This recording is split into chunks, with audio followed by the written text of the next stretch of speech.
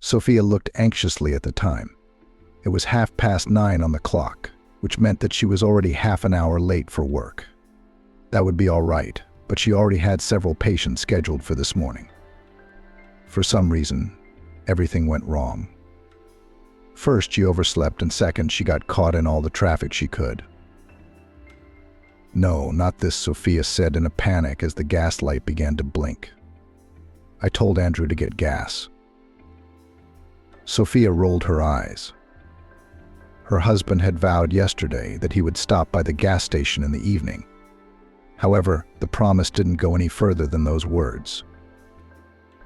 "I'll just say I'm working too hard and forgot," she thought unhappily. Andrew worked as head of the financial department in a large construction company, and therefore often stayed late. If it paid off with a big paycheck, she could put up with it. But in fact, his income reached only the average level, and according to his wife, was completely incomparable with the time he spends in the office. Sophia herself worked as a surgeon at the city hospital. This profession had been her dream since childhood, and now, after graduating from medical school with honors, she was able to make it a reality. Having parked at 9, Sophia almost ran towards the service entrance. Suddenly, however, her attention was drawn to a girl in a pink dress who was sitting on a bench crying. Sophia's heart snapped at the sight of the children. She had wanted to become a mom for a long time, but she could not get pregnant. She took a lot of tests, but they showed that everything was fine. When Sophia offered to do the same to Andrew, he constantly refused, referring to the fact that they are still young and someday they will definitely have children.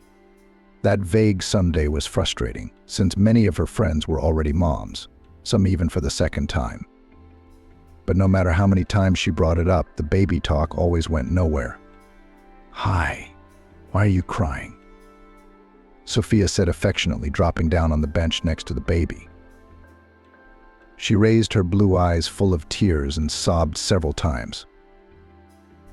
"I can't find my mom," and after these words she began to sob again.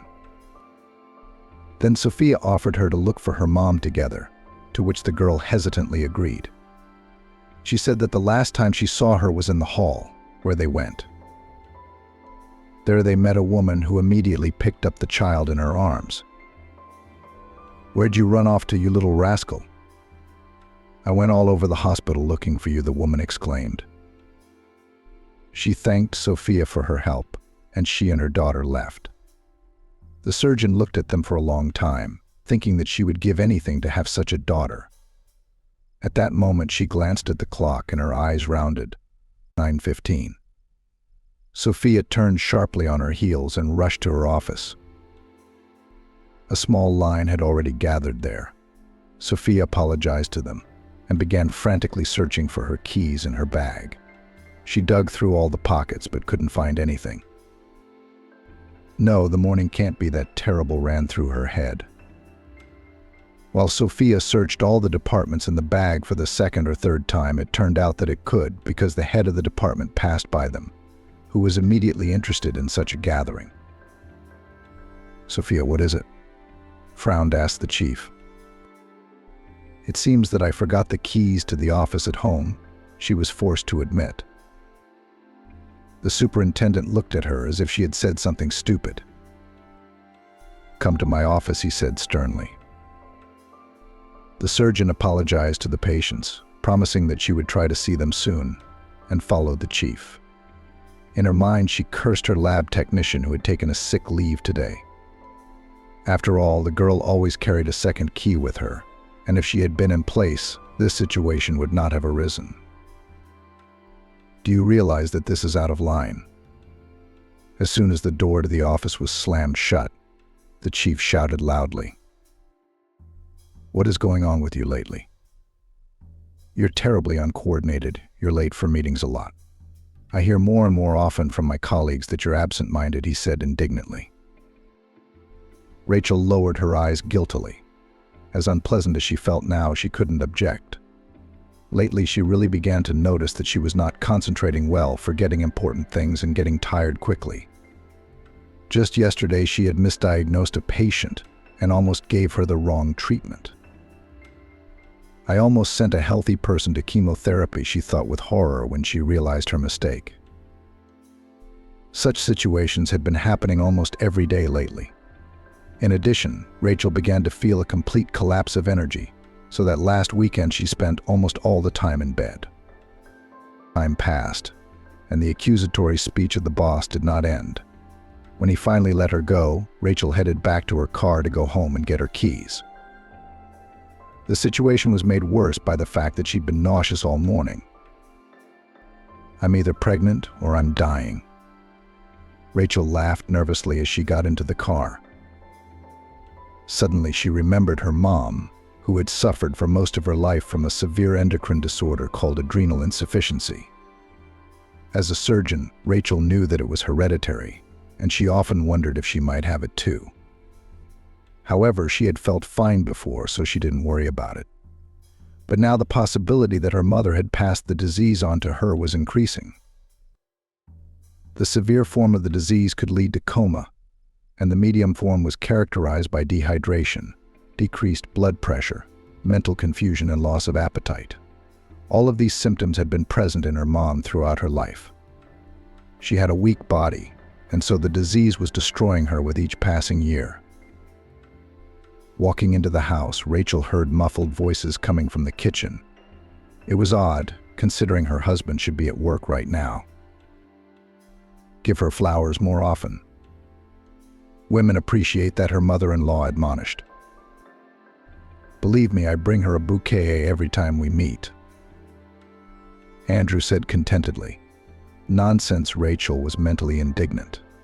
You last gave me flowers last birthday. She wanted to go into the kitchen, but the next words made her gravitate to the floor. Well done, son. Tiana smiled approvingly. All your hard work will pay off when you finally marry a rich Harris. Rachel's eyes widened with incomprehension. All this time she'd thought mother and son were discussing her, but apparently it was another woman after all. Vanessa is madly in love with me.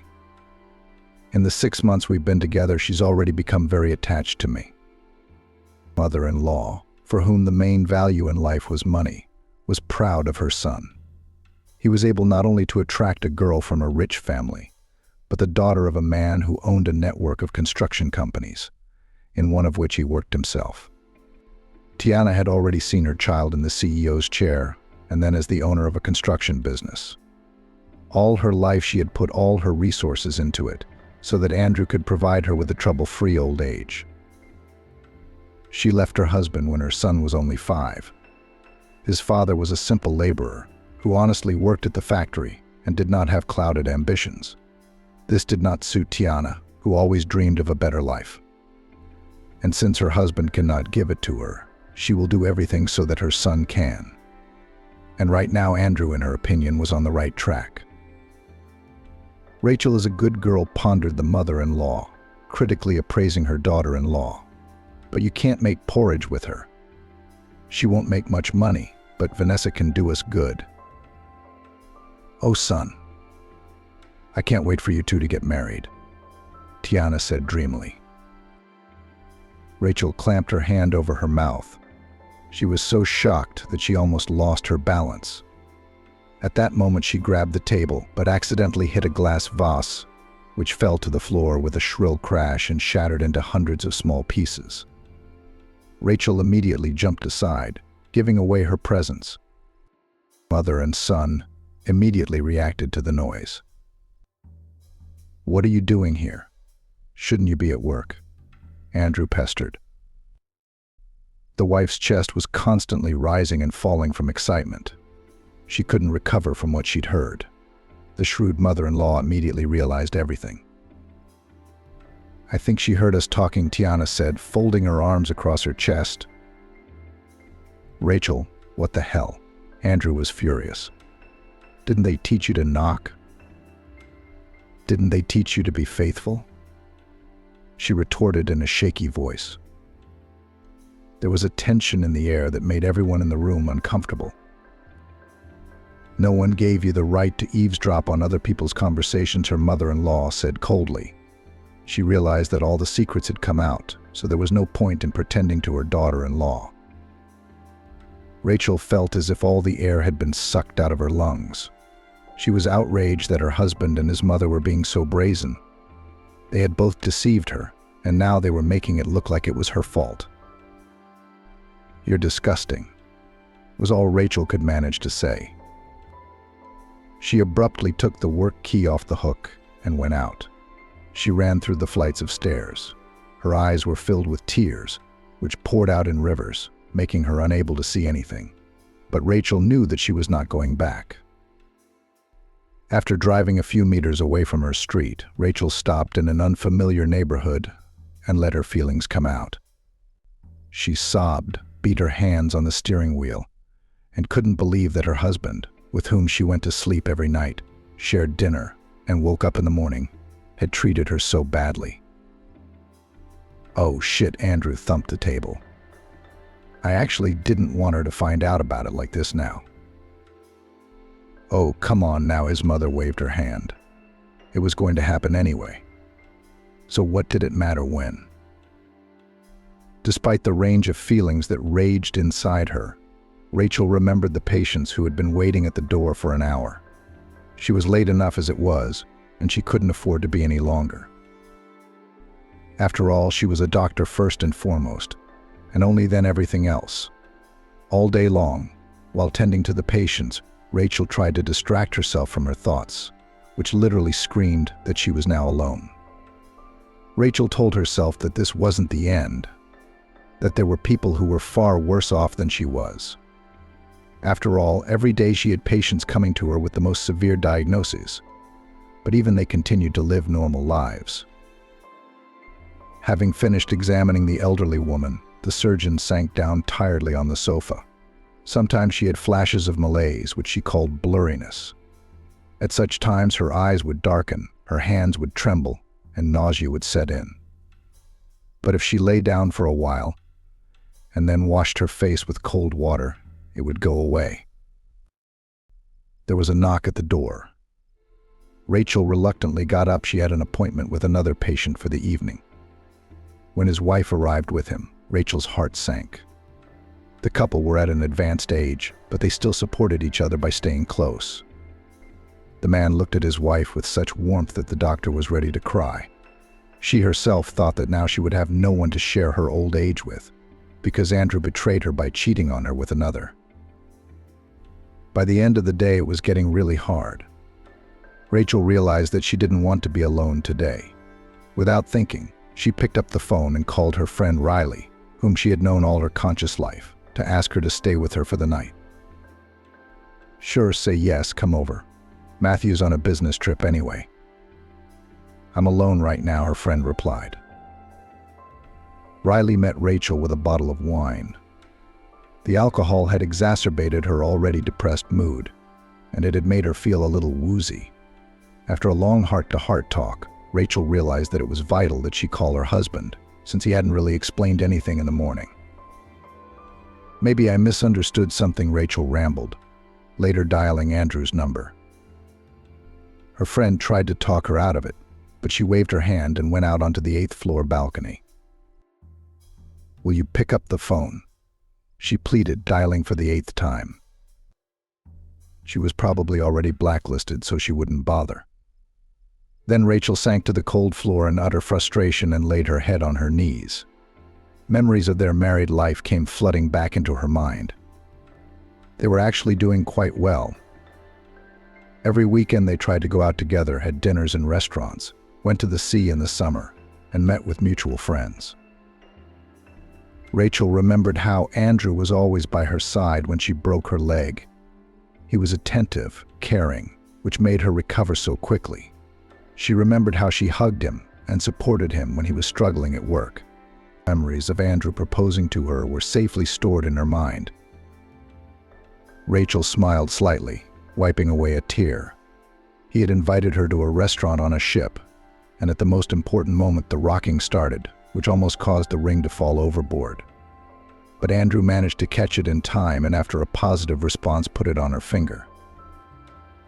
"At what point did everything go wrong?" Rachel whispered, looking sadly at her ring finger, which had a ring with a small stone on it. She sincerely did not understand how a man who had recently sworn his love to her could cheat on her with another. And all the matter was that the ubiquitous mother-in-law had intervened in the situation. It was Tiana who noticed Rachel when she came to the hospital on her business. It seemed to her that the young female surgeon was a perfect match for her son. The old woman was sure that doctors were well paid, so she did everything she could to make sure that Rachel and Andrew happened to cross paths.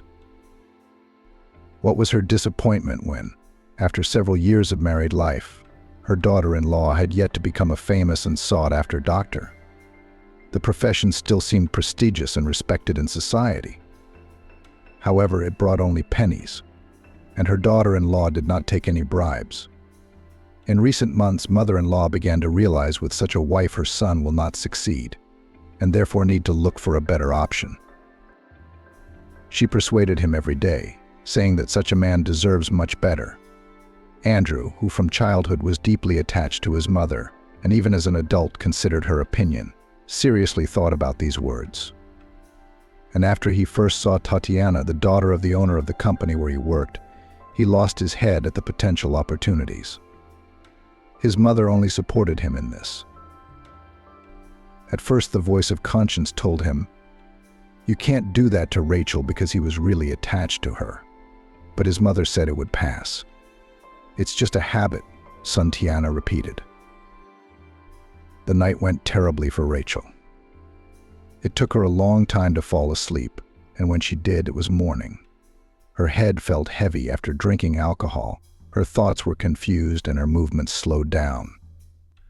Looking at herself in the mirror, the surgeon staggered fearfully. She looked tired. The wrinkles and swelling on her face didn't add to her charm either. There was very little time left before her shift, so she hastily washed her face, dressed, and left for the hospital. She hadn't even had breakfast. She was looking at the ring with different eyes today. Rachel was incredibly angry at her spouse, who had caused her so much pain. As she drove past the highway, she opened the window and threw out the damn ring. "I divorced him," Rachel said stiffly as she looked in the mirror. She felt sick again in the morning, causing her to have to linger in the restroom to clean herself up, so she was late again when she arrived at her office. Except that, instead of patients, there was the same head of the department, her colleague Lena, also a surgeon. In the team, she was contemptuously called Lenachka for the fact that she liked to serve her superiors. "Rachel, you do not seem to learn anything from life." Heavy sighed the chief, crossing his arms on his chest. "You and I have just recently talked about everything. What do I see?" Another distracted look. Late again.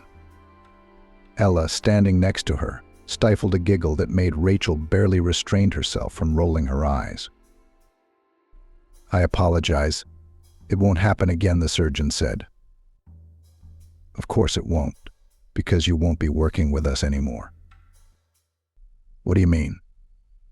Rachel stared. "You're firing me?" "That's exactly what I'm doing. I can't stand your mistakes anymore." She was confused for a moment. Of course, Rachel didn't deny that she was absent-minded, that she was late a lot lately, but she had never made a mistake.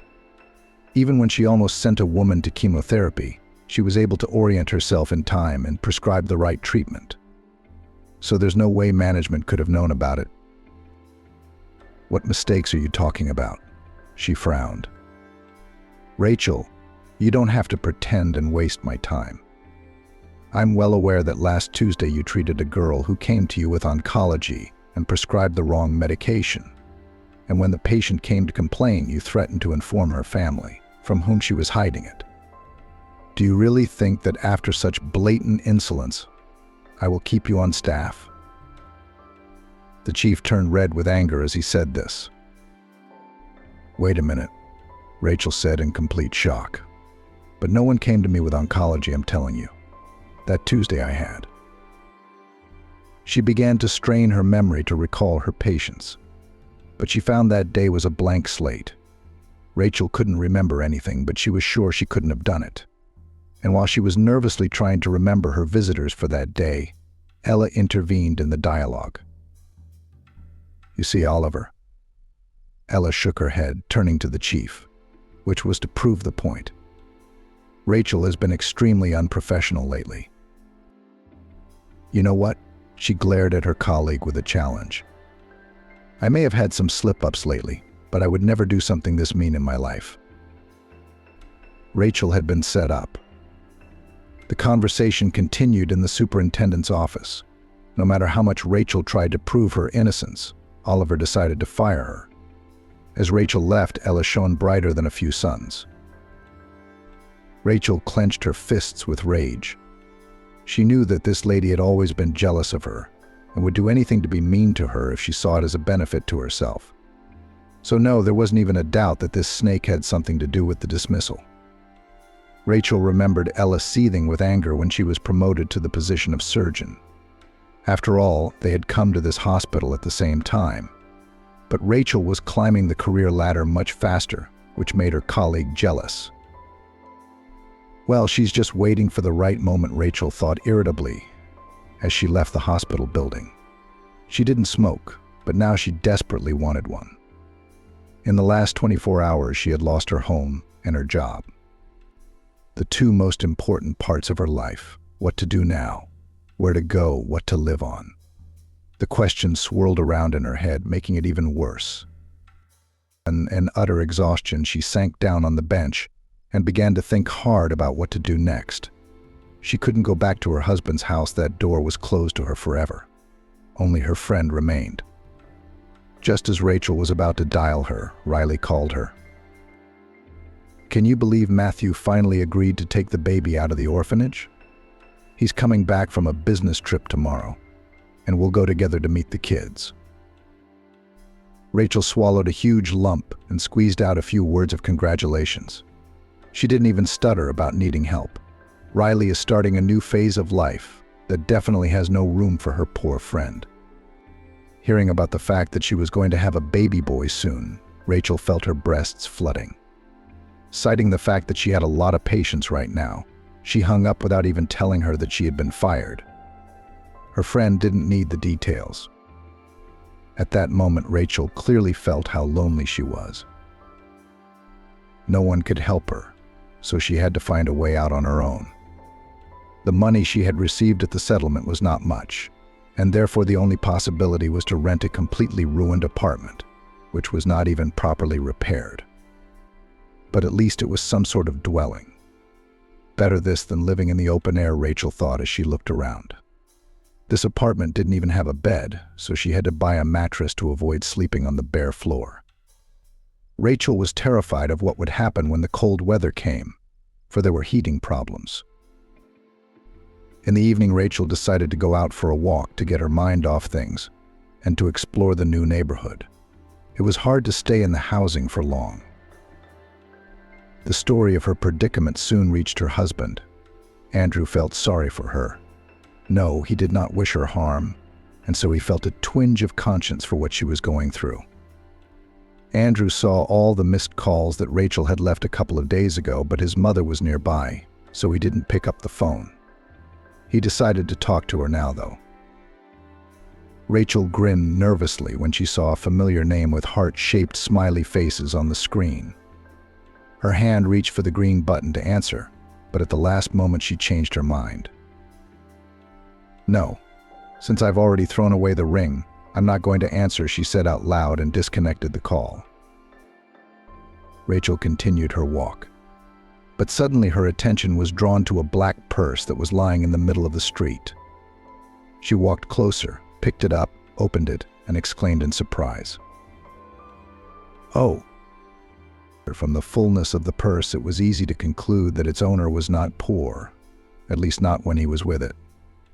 There was also a business card in Vincent's name. Oh my God, Rachel exhaled. That's almost one of the richest men in the city. She remembered reading about the businessman's success in the newspaper. And the more surprising thing was that right now Rachel was holding his wallet in her hands. She took out her cell phone and dialed the number. Vincent, good afternoon. My name is Rachel, and I'm... Before she could finish, she was interrupted. Is this about the job?" It was a man's voice. She thought that fate itself was smiling on her. Such a chance, and it should not be missed. She quickly found herself. "Including. But I also found your wallet, which I would like to return, and at the same time to discuss the terms of work." "Really?" The businessman's voice sounded a little surprised. "Well, then I'll be doubly glad to see you." They agreed to meet that very evening. Rachel rubbed her hands together in anticipation, hoping that this was her chance to improve her life a little. But she didn't even realize that all this time she was being followed by a tramp, whose keen eye could not hide the wallet she had found. As soon as Rachel reached for her bag to put it away, the stranger rushed straight to her and snatched the purse out of her hands. "Stop, you thief!" Rachel shouted and immediately went after him. But the forces were unequal, and soon the man disappeared around the corner. Rachel, who was running in heels, slipped and almost fell. "What a bastard!" she shouted, trying to catch her breath. Rachel was angry that she couldn't catch up with the thief, but there was nothing she could do. She had to go to the businessman with nothing. In the evening, she found herself in a luxurious mansion.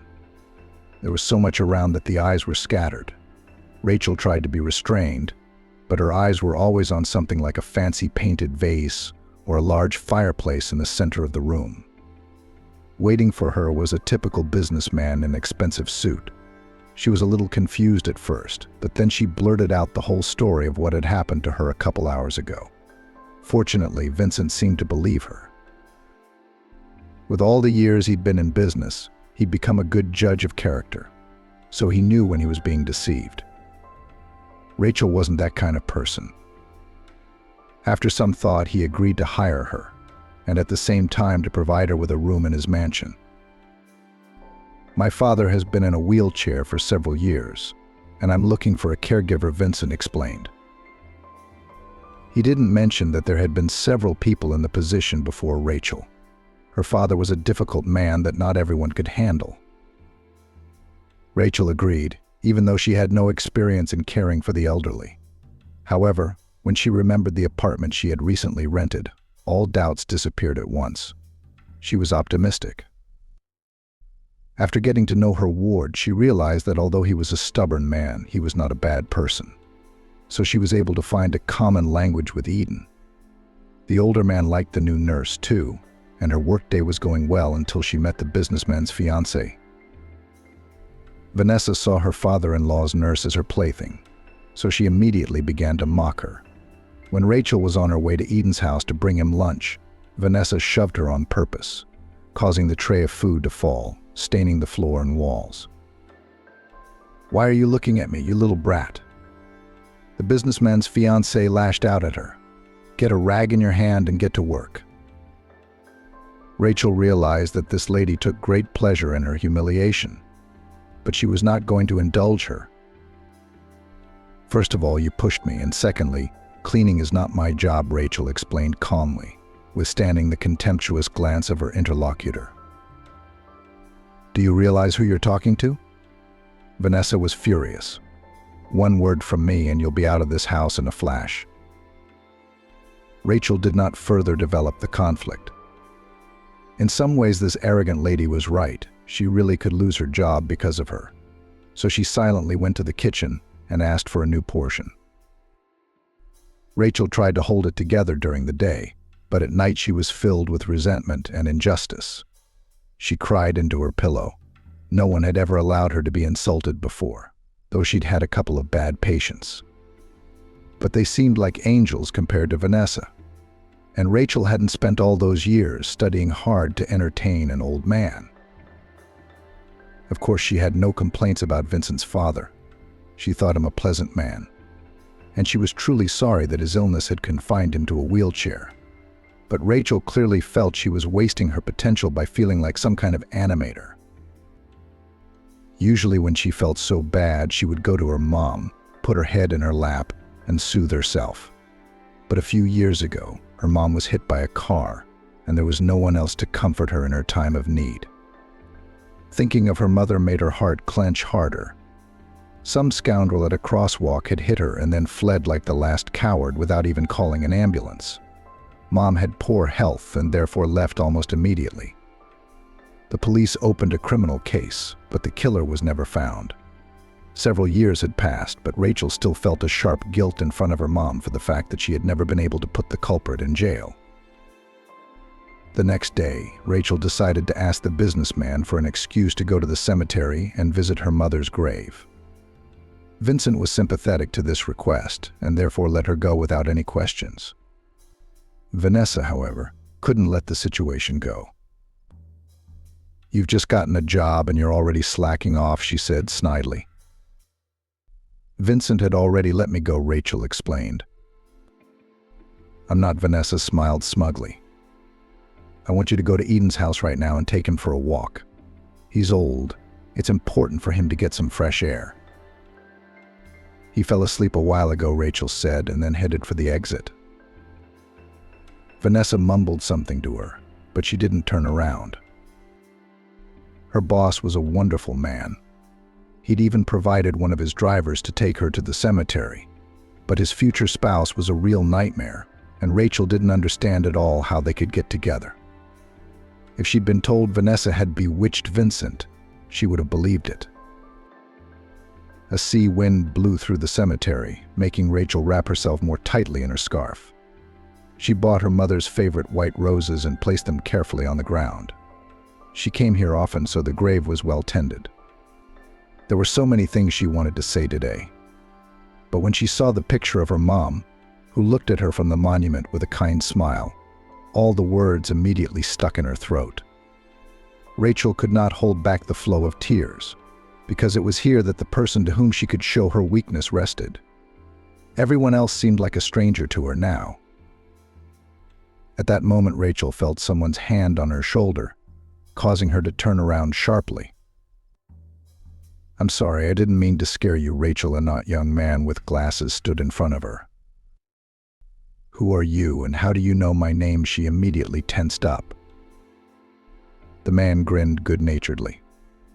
"Once upon a time, a very long time ago, I courted your mother." He plunged into reminiscence.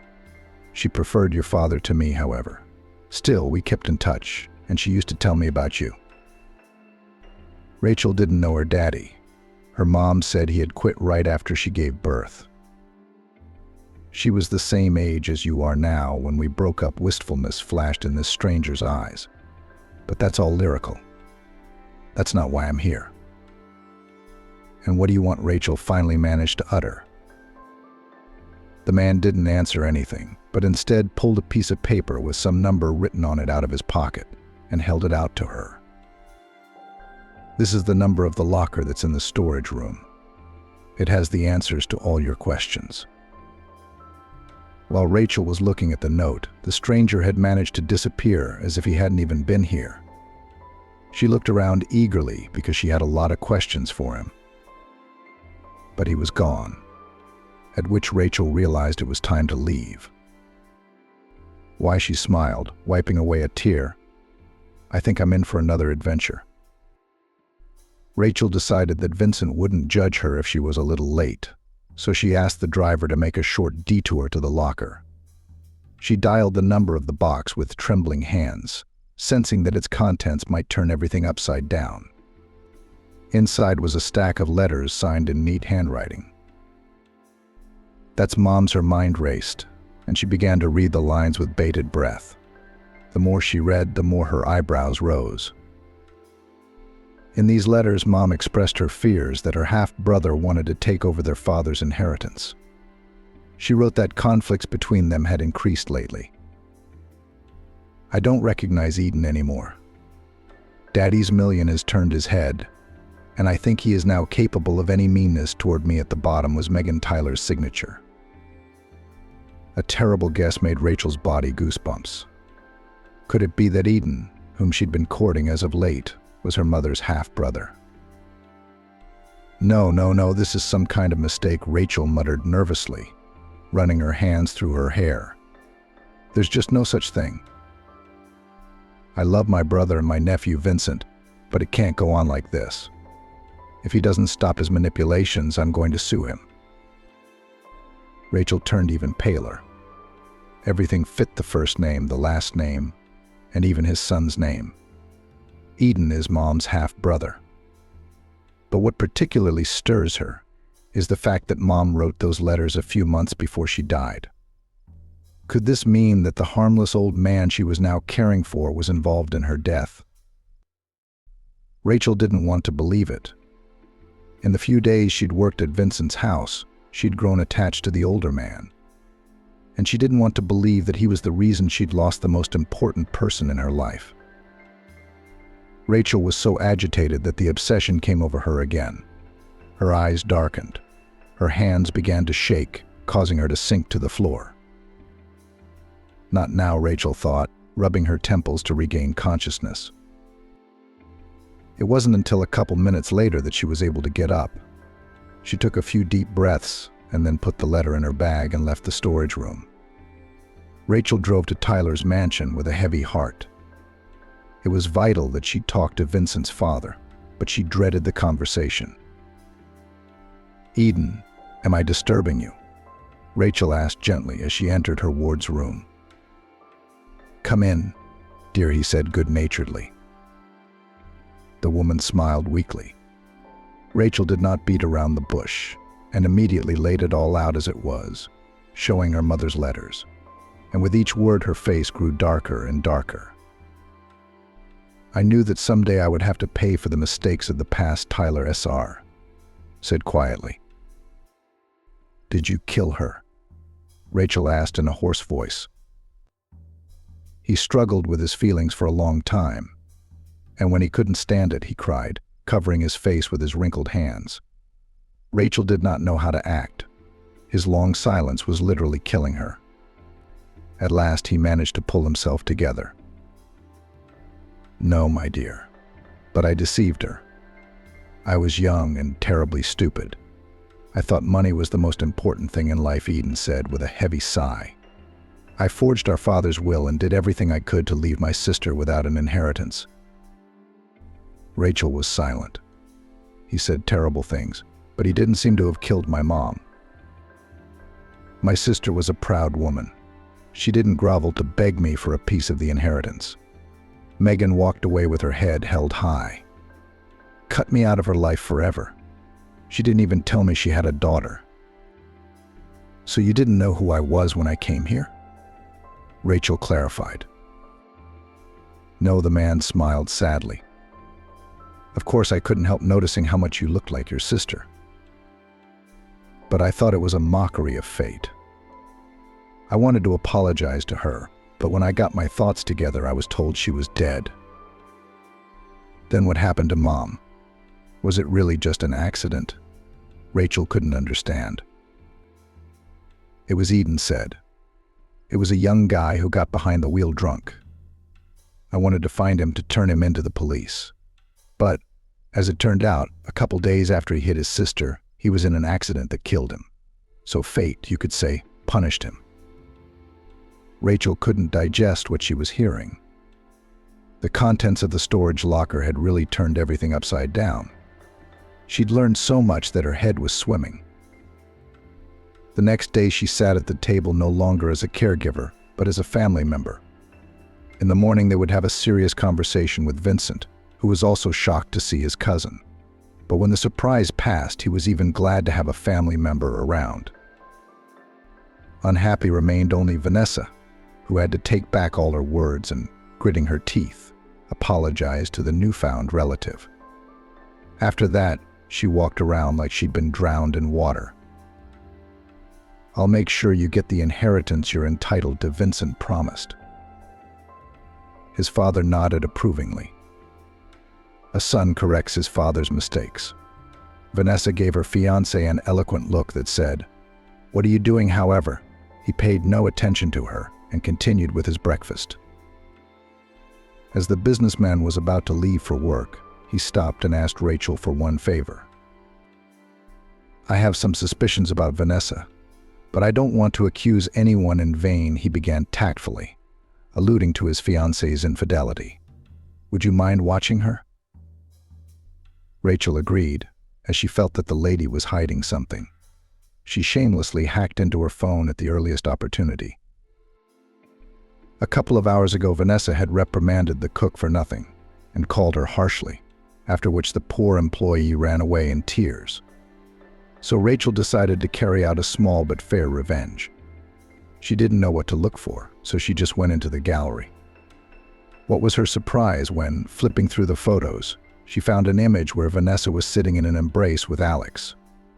True, the photo had been taken months ago.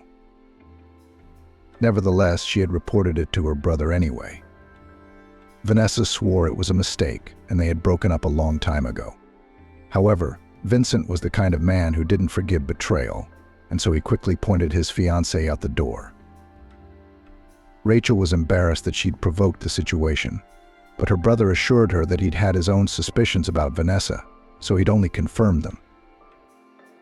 It's no great loss, he grinned, noting that Vanessa had been costing him not only his wallet but his nerves as well. Vincent made good on his promise, and soon enough his sister received her and her mother's share of the inheritance. Just then, Alex decided to file for divorce. In his mind, Rachel was still a loser who had lost her job and had to rent a cheap one-bedroom without repairs. So he thought it was the perfect time to win the trial and take all the property for himself. What was his surprise when, instead of a life-stricken sufferer, he met a self-confident woman in an expensive pantsuit and with a beautiful styling on her head, and accompanied by the best lawyer in town. Alex was in for a real letdown. He walked out of the courthouse with nothing. Everything that could be taken, Rachel had taken: their house, their car, and even a small cottage. It was her little revenge for all the suffering she had to endure at his mercy. All this property, by and large, she did not really need, and therefore she decided to do a good deed, rewriting it to charities. Her ex-husband tried to approach her and talk to her, but Vincent's driver wouldn't let him within a meter of his boss's sister. The mother-in-law, who of course also attended the trial, shouted curses at Rachel at the top of her voice. There was no trace of the sly, cynical lady when she realized the trap she and her son had fallen into. Tiana was ready to tear her hair out at the realization of what an opportunity they had missed. If they had been a little patient, Rachel's inheritance would have gone to them. Now they were left with nothing. The older woman glanced resentfully toward Vanessa, who had also decided to show up at the meeting for some reason. They both hated Rachel now, as they had lost almost everything they had because of her. What an idiot I am, thought the mother-in-law. But how could I have made such a mistake? Rachel left the courtroom victorious. She knew that justice was on her side, and that made her even prouder of herself. Everything had happened the way it was supposed to. Despite the fact that her mother's inheritance could provide her with a prosperous life until her death, she clearly realized that she did not want to sit idle, and dreamed of opening her own clinic to continue to help people. And now she had everything she needed to make that a reality.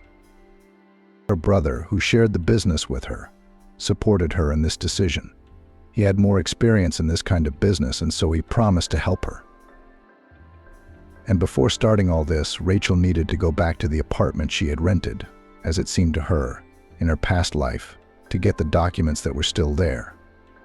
And as soon as she got to the front door, she spotted the homeless man who had once robbed her. "Are you the thief?" Rachel shouted, pointing at him. She was ready for him to run away again. But the man didn't even move. He pulled Vincent's wallet out of his jacket and handed it to her. "I've been coming here for weeks to give it to you, but you never showed up, and I was afraid to leave it at the door. They might take it away," he explained. Rachel was stunned for a moment, not expecting such a development. "Why did you steal it?" she asked incredulously, putting the purse back in her bag. Strangely enough, it was just as thick. So the tramp hadn't spent anything. "I wanted to buy a decent suit," he admitted. "Why?" Rachel arched an eyebrow. "You see, my nephew is now all alone in the orphanage, and I really need to get him out of there urgently. But who would entrust me with a child in such a state? The tramp got out of it." and she could not disagree with him, for he looked bad. With a nice suit, they'd have given me Stephen. Rachel rolled her eyes. If only it were that simple. And an expensive suit really was the key to success. I take it you didn't buy the suit after all, she was forced to say, looking at the homeless man again. I couldn't. He shook his head. You've been on my mind all this time, and I robbed you. I was ashamed. So I came to return what was missing. Rachel remembered that day, and she hadn't really been wearing her face. She was wandering the street, trying to figure out what to do with her life. And then somehow things started to turn around, and she found out that she owned a large inheritance. As the man was about to leave, Rachel called out to him. "Wait, what about the suit?" She grinned. What the hobo didn't understand. "You're the one who needs a suit," Rachel reminded him. "Let's go buy one." She had no more anger for the man, no matter how badly he'd done something. He had repented and even tried to make it right in the beginning, so she could forgive him. Well, and the story with her nephew in general touched her, and she wanted to help these people. It turned out that the vagrant's name was Lucas. A year ago, his brother and his wife died in a car accident. They were left with a son, Stephen, who was immediately placed in an orphanage. Lucas himself has not communicated with his family for many years, ever since he left home as a teenager. His parents didn't want to know him, and his brother was the only one in the family who talked to him and helped him. "You see, taking Stephen away is something I owe my brother," Lucas said. "He's done so much for me. I can't leave his son to fend for himself." Rachel nodded. She, too, thought the child should be taken away. She realized, however, that her new acquaintance had very little chance. They stopped at a boutique where the tramp had changed into a suit. Rachel barely restrained herself from gasping in surprise. Who would have thought it would suit him so well? Business casual. If someone had told her that this man had just made a multi-million-dollar deal, she would have believed it. "We'll take it," Rachel said confidently, handing the counselor her card. Lucas was very grateful for her help. He apologized again for the past, but Rachel waved it away. "Look, don't you want to work?" she said. "I'm opening my clinic very soon, and I'm going to need a lot of smart and honest people. I think you could be head of security." Lucas agreed to her proposal, and they saw each other much more often after that. Until the clinic opened, he was more like her personal security guard. And it turned out that it was not in vain, because one day suddenly her ex-husband appeared in front of Rachel and began to threaten her. "Did you believe in yourself?" he yelled. "You're worthless without your brother's money. You're just as stupid as you were. I hate you so much." Andrew was about to move toward her, but Lucas appeared and pulled him back. Since Lucas was bigger, it wasn't hard for him to twist Rachel's ex and push him out. After that, Andrew never risked approaching her again, and Rachel felt protected. One day, Lucas witnessed another attack, and it happened right on the street when Rachel was on her way to the clinic to sign some documents. He was able to pick her up and bring her to her senses. That's when she shared with him the disease, which she used to hide from everyone, considering it a shameful curse. "No, that won't do," the former tramp frowned. "You are young, beautiful. You have a wonderful life ahead of you, and I think you definitely need treatment." Being a doctor herself in Chicago, for some reason, she constantly delayed going to a specialist, afraid to hear that she was terminally ill or something like that. So Lucas, almost in his arms, brought her to the hospital to the right specialist. As it turned out, it wasn't as bad as she'd imagined since her mom had been sick. Medicine had advanced a long time ago, so her disease was treatable, especially at an advanced stage. And it wasn't hereditary at all, as she had previously thought. "It's good that your husband brought you here," the doctor said. "In situations like this, you shouldn't take too long." Rachel smiled shyly, hesitating to say that the man who accompanied her was not her husband, but a former vagrant who had recently stolen her purse, which she had run a few meters to get before she slipped. Perhaps the doctor's words became a prophecy, because just a month later Rachel married Lucas. Next to him, she finally felt happy and loved. For him, she became the center of the universe, while for her ex-husband was his own success. About her ex-husband, his mother Rachel tried not to remember anymore. Her friend told her that after she had sued her mother for the house, they had to rent a small apartment and live there together, which made them quarrel with each other, almost hating each other. Rachel just grinned, noting that the boomerang rule worked after all.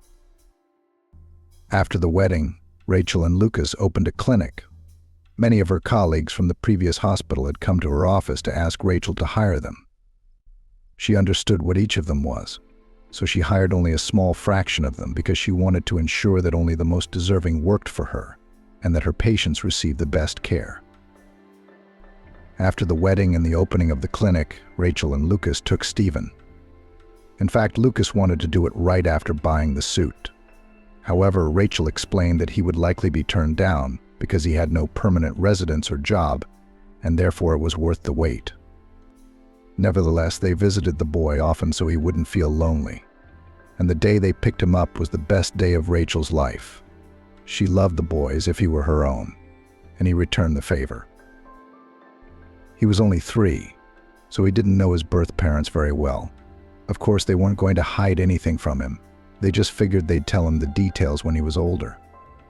The kid had already been through so much stress. And that's why the new dad and mom wanted to create a nice and cozy atmosphere for him. Rachel's life had changed beyond recognition. Now she spent half of the day in her own clinic, and the other gave the family, engaged in the upbringing of her son. She did not have an annoying boss who dictated her terms. And so her talent became the talk of the town. People began to give preference to her clinic, realizing that there are more responsible professionals than in the city hospital. Rachel was a little excited that day because she came to the clinic not as its owner but as a patient. "I congratulate you," the doctor smiled. "I can now conclude that you are perfectly healthy." Rachel did note that after the prescribed course of treatment, her problems had gone away, and now she knew for sure that her life was no longer threatened. She was very happy. Her husband and son were waiting for her in the hallway. So Lucas jumped up excitedly from his seat. "What did the doctor say?" "Everything's fine." Rachel smiled. "I'm completely recovered." Lucas wrapped his arms around her and spun her around, making Rachel laugh out loud. Stephen immediately ran to hug his mom. She took him in her arms, kissing his chubby cheeks, and in that moment she realized that true happiness needed only a little.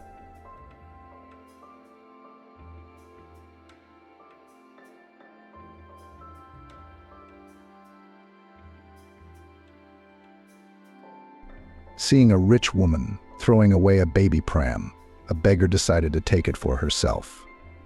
And as soon as she opened P4, Sandra scrutinized the woman's face on the laptop screen. It so happened that the search engine had accidentally given her an article about this Tiffany, the founder of a charity fund to help children in difficult situations, left without parents or brought up in very poor families. A mature, well-groomed woman, kind look, open smile, stylish, so energetic. Sandra couldn't take her eyes off her face. She gazed, remembering was she or wasn't she? It looked like she was. She couldn't be sure. After all, Sandra had seen her only once in her life almost 15 years ago. And yet some inner feeling told her that this was the woman who had once played such a big role in the fate of their family. What would have happened to them all if it hadn't been for Tiffany? Or was it not her after all? Sandra ran her eyes over the article once again. It talked about Tiffany's life. She was quite happy now as she had finally found her true calling. The woman helps children and considers it her life's work. Tiffany had even taken in 3 babies from an orphanage, the kind that everyone else had given up on. They had health and behavioral problems, but now they were well-adjusted teenagers, 2 girls and a boy. They posed for pictures with their foster mother. Beautiful, dressed up, smiling. And just 10 years ago, no one would have given them a chance. Tiffany proved by her own example that the impossible is possible. The main thing is love, faith in children, and willingness to work long and hard. Not everyone can do that, of course. Tiffany is rich. Her husband is a big businessman, the owner of a famous chain of petrol stations. And she's achieved a lot herself. For many years, she worked as a stockbroker and managed to make a fortune. In an interview, Tiffany admitted that she used to consider her career as the main thing in her life, and money was not even the main motivator. No, Tiffany grew up in a fairly wealthy family and has never known want. Sandra read this article on the internet like a fascinating book, holding her breath. It seemed that Tiffany was the guardian angel and savior of their family. Everything fit together with amazing accuracy. It was just that the work fascinated her, enthralled her, completely inspired her. It was kind of like an interesting game that a woman would give herself over to. And then everything changed. Tiffany was in her early 40s at the time. She started thinking about having kids. And that's when it became clear that it wasn't that simple. Sandra pulled away from the screen, leaned back in her chair, and sighed heavily. The memories came back to her in slow waves. Heavy memories of the past. She had been on the verge of despair then. Sandra couldn't cope with the hardships that had been thrust upon her. Nothing good seemed to lie ahead of her. The hopeless misery of survival. Sandra, then very young and inexperienced, did not want to wake up in the morning because what good could another day bring her? A terrible state of mind. She had never experienced anything like it before or since. Sandra's life hadn't been spoiled at all. She was born into a very poor family. Her mom worked as a cleaner. Her dad worked odd jobs wherever he could. Both of them were uneducated. They finished 9 grades and didn't go on to further studies. Then somehow they met and started living together. As far as Sandra knew, her parents weren't even married. The 3 of them lived in an old wooden building on the outskirts of town in a former barrack. The family had a small flat there, or rather, they rented it with their own corner. Sandra's father and mother never got their own place. They were both quite happy with that life. If one of the spouses managed to earn more money, there was a party with drinking, cheerful neighbors, dancing, talking until morning, and sometimes fights. On such days, Sandra bought cheap sweets from the nearest shop, stale gingerbread, chocolates with nuts, soda in tin cans. The little girl felt almost happy. But the truth is, fear always came afterwards. The drunken guests of her parents, many of them instilled fear in Sandra. Sometimes she even did not sleep at night, listening to the sounds in the kitchen. Until now, the girl thought that everyone lived the same way she did. Sandra did not go to kindergarten. From the age of 3, she was left alone at home while her parents worked or went for a walk somewhere. She even liked it. She could play wherever she wanted and make as much noise as she wanted. No one reprimanded her or calmed her down. Sandra had many friends in the yard. The girl knew them from birth. They were the children of the very neighbors with whom her parents were so closely associated. These boys and girls grew up just like Sandra herself. It was a rough neighborhood. That's how everyone lived. And then it was time to go to school. And it was there that Sandra realized how different her own life was from that of many other children. Her classmates had beautiful new bags and clean clothes. They brought beautiful toys to school, discussed computer games and trips to the sea. Sandra felt like she was in another world. At first, the children tried to stay away from the unkempt Sandra. The girl wore an old dress with worn orange shoulders, inherited from one of the neighbors. The little girl was very out of place, and Sandra herself was in no hurry to get close to her classmates, who were like aliens to her. But Sandra looked closely at these girls and boys. She understood a lot about this life by looking at them, and tried hard to fit in with this alien, but so attractive world. Sandra learned to keep her things in her workplace in order. Around her small desk there could be chaos, empty bottles, some rags, rubbish, but the desk itself was perfectly clean. The girl began to ask her parents for new things, albeit cheap, but from the shop, not from someone else's shoulder. Sometimes she even managed to persuade her parents to buy, and Sandra also tried very hard to study hard. True, with this was trouble. The girl honestly crammed all the rules in the textbook and memorized the formulas, but still made mistakes in words and examples. And physics and chemistry remained for her an incomprehensible science. Sandra was frustrated, but she didn't give up. She studied diligently and studied hard. Teachers saw it and praised her for her diligence.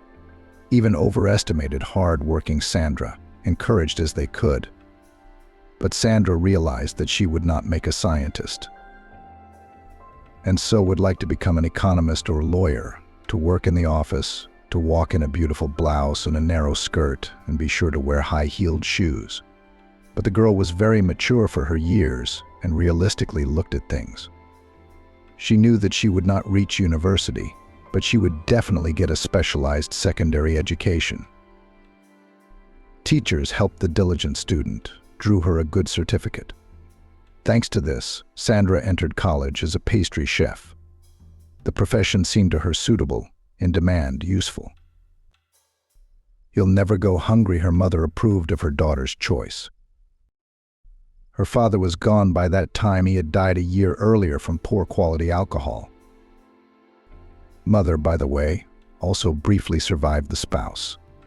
When Sandra was studying in the second year, her mother, drunk, fell asleep in the cold and froze to death. Sandra that night was preparing for exams because it was a winter session and did not suspect anything. She thought that her mother, as always, would stay the night where she was walking, but she decided to return home. So very young Sandra, who was barely 18 years old, was left alone. It was good to be an adult, or she would have had to go to an orphanage. Sandra suffered the death of her parents, no matter how they were, but still loved her, and in their own way took care of her daughter, never beat, never humiliated. And the fact that sometimes they were indifferent, so they themselves had such a childhood. No one had taught them how to bring up children properly. But the girl did not have to worry long. Life itself did not give. She now had to think about how to provide for herself. No, Sandra had been working a little bit by little for a long time. She cleaned the floors instead of her mother or her shift worker, or substituted for a saleswoman in a local shop for a few hours. But now Sandra needed a lot more money because she had to pay rent, take the bus to college every day, and eat. So Sandra got a job as an assistant in the school canteen. The job was hard in every sense. She had to carry heavy pots and pans from place to place all day long. After the shift, Sandra felt as exhausted as a lemon. And what was there to study for? Of course, the girl could not combine work and college. She was soon expelled. Sandra cried then from despair, injustice and impossibility to change anything. Wow, she tried so hard to make it in the people, and in the end repeats the fate of her parents, also left without education. But Sandra will definitely not drink. And she will have a family of her own, with a caring, hard-working husband who will take care of her. Maybe she will have time to finish her studies. Who knows how life will turn out? Sandra dreamed of having a family. She was tired of living alone. She wanted to have a reliable man to rely on. But the local boys were not suitable for a life partner. They were firmly following in their parents' footsteps, and it was obvious. Looking at the peers with whom she grew up, Sandra wondered, do not they realize that they need to somehow get away from such a fate, at least try to fix something? But they didn't seem to see anything special in their way of life. Everything suited them. They felt quite happy, got together, had children and split up, had fun parties with fights and long conversations about nothing. Just like their parents. Sandra had been invited once, but she'd always refused. "Why are you ruining my reputation, you smart ass? You've got a bad temper, looking down on everyone. Cynthia, a neighborhood girl and once Sandra's closest friend, complained. Cynthia didn't work. Why should she? She already had a young son for whom she received a good amount of child support. I wish she had child support from the father. But the trouble was, he didn't work. Cynthia often invited Sandra to visit. The girl refused. She knew exactly what went on behind the flat doors, the same thing that had once happened in her own home. Partying, meaningless conversations, and fights. Sometimes Sandra wondered, I wonder why I turned out so different. Perhaps it would have been easier for her if she had turned out like everyone else. But no, Sandra longed for something different. She realized that she needed to move somewhere else first. Otherwise, she would never get out of this quagmire. But she was desperately short of money. And then Sandra met Scott by chance. The girl was returning from another shift, tired, could hardly move her legs. She sat down to rest on a bench, bought an ice cream. She spent the whole day in the canteen, where they had a terrible heat. I wanted to cool down at least a little. It was the middle of May, and the weather was quite summer-like. It was quiet, calm, and beautiful in the park. Dressed-up people were walking along the paths. Pleasant music was coming from the speakers. I didn't want to go home to my barracks. There again, there were parties behind the wall, poverty and hopelessness all around. Those people in the park probably don't realize that there is another world out there. They think it's just as beautiful and clean everywhere else. Happy. Why are you sad? There was a voice. A young man sat down on the bench. He was pleasant, with an open smile, kind dark eyes, charming dimples on his cheeks, and slightly disheveled brown hair. I was walking in the park, not touching anyone, and then suddenly such an amazing phenomenon, a beautiful girl on a bench, alone, very beautiful and very sad. It's not right.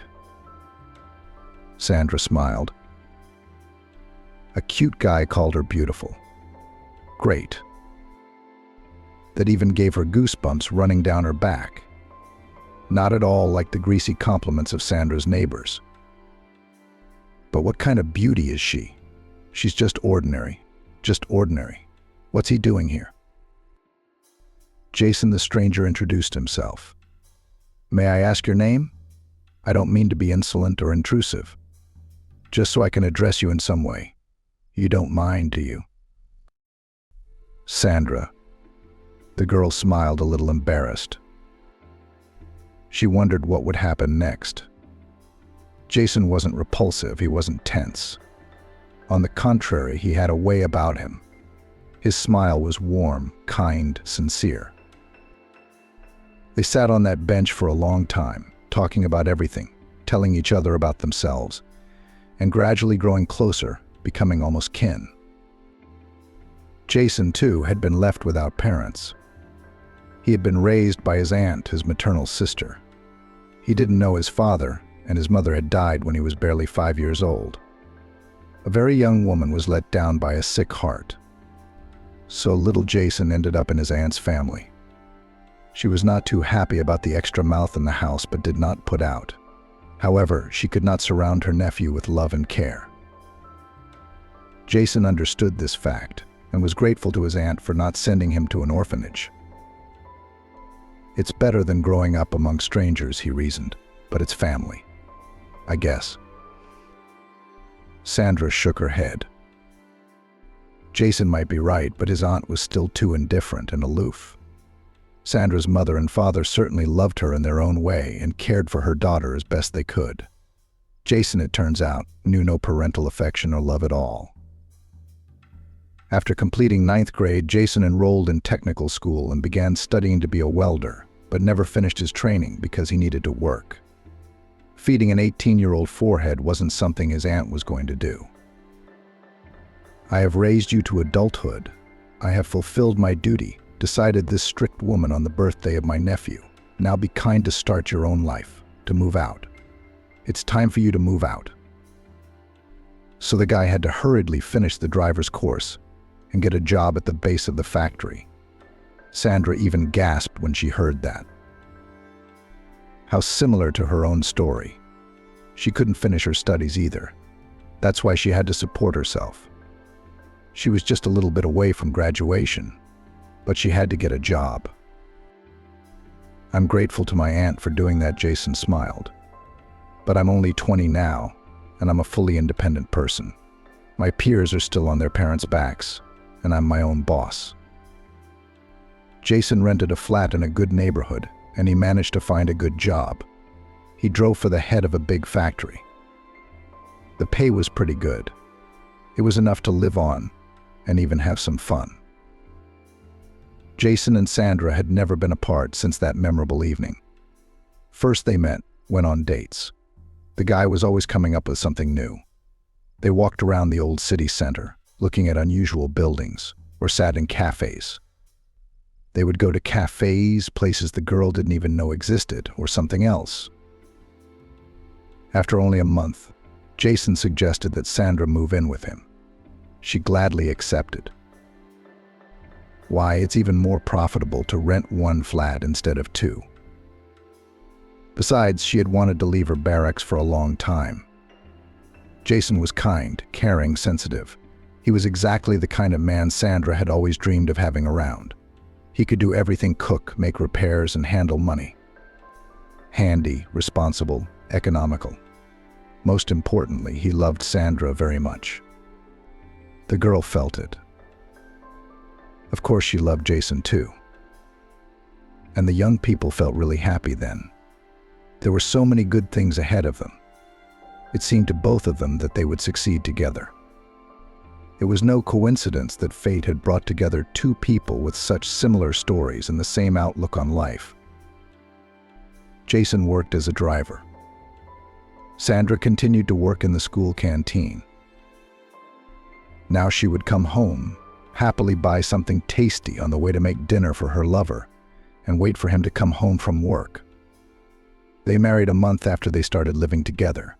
That's how quickly things developed for them. They didn't have a big wedding. What's the point? No extra money. There were no relatives who would need all this festive action. It was better to buy something for the house. We celebrated together in a restaurant. We had a lovely time.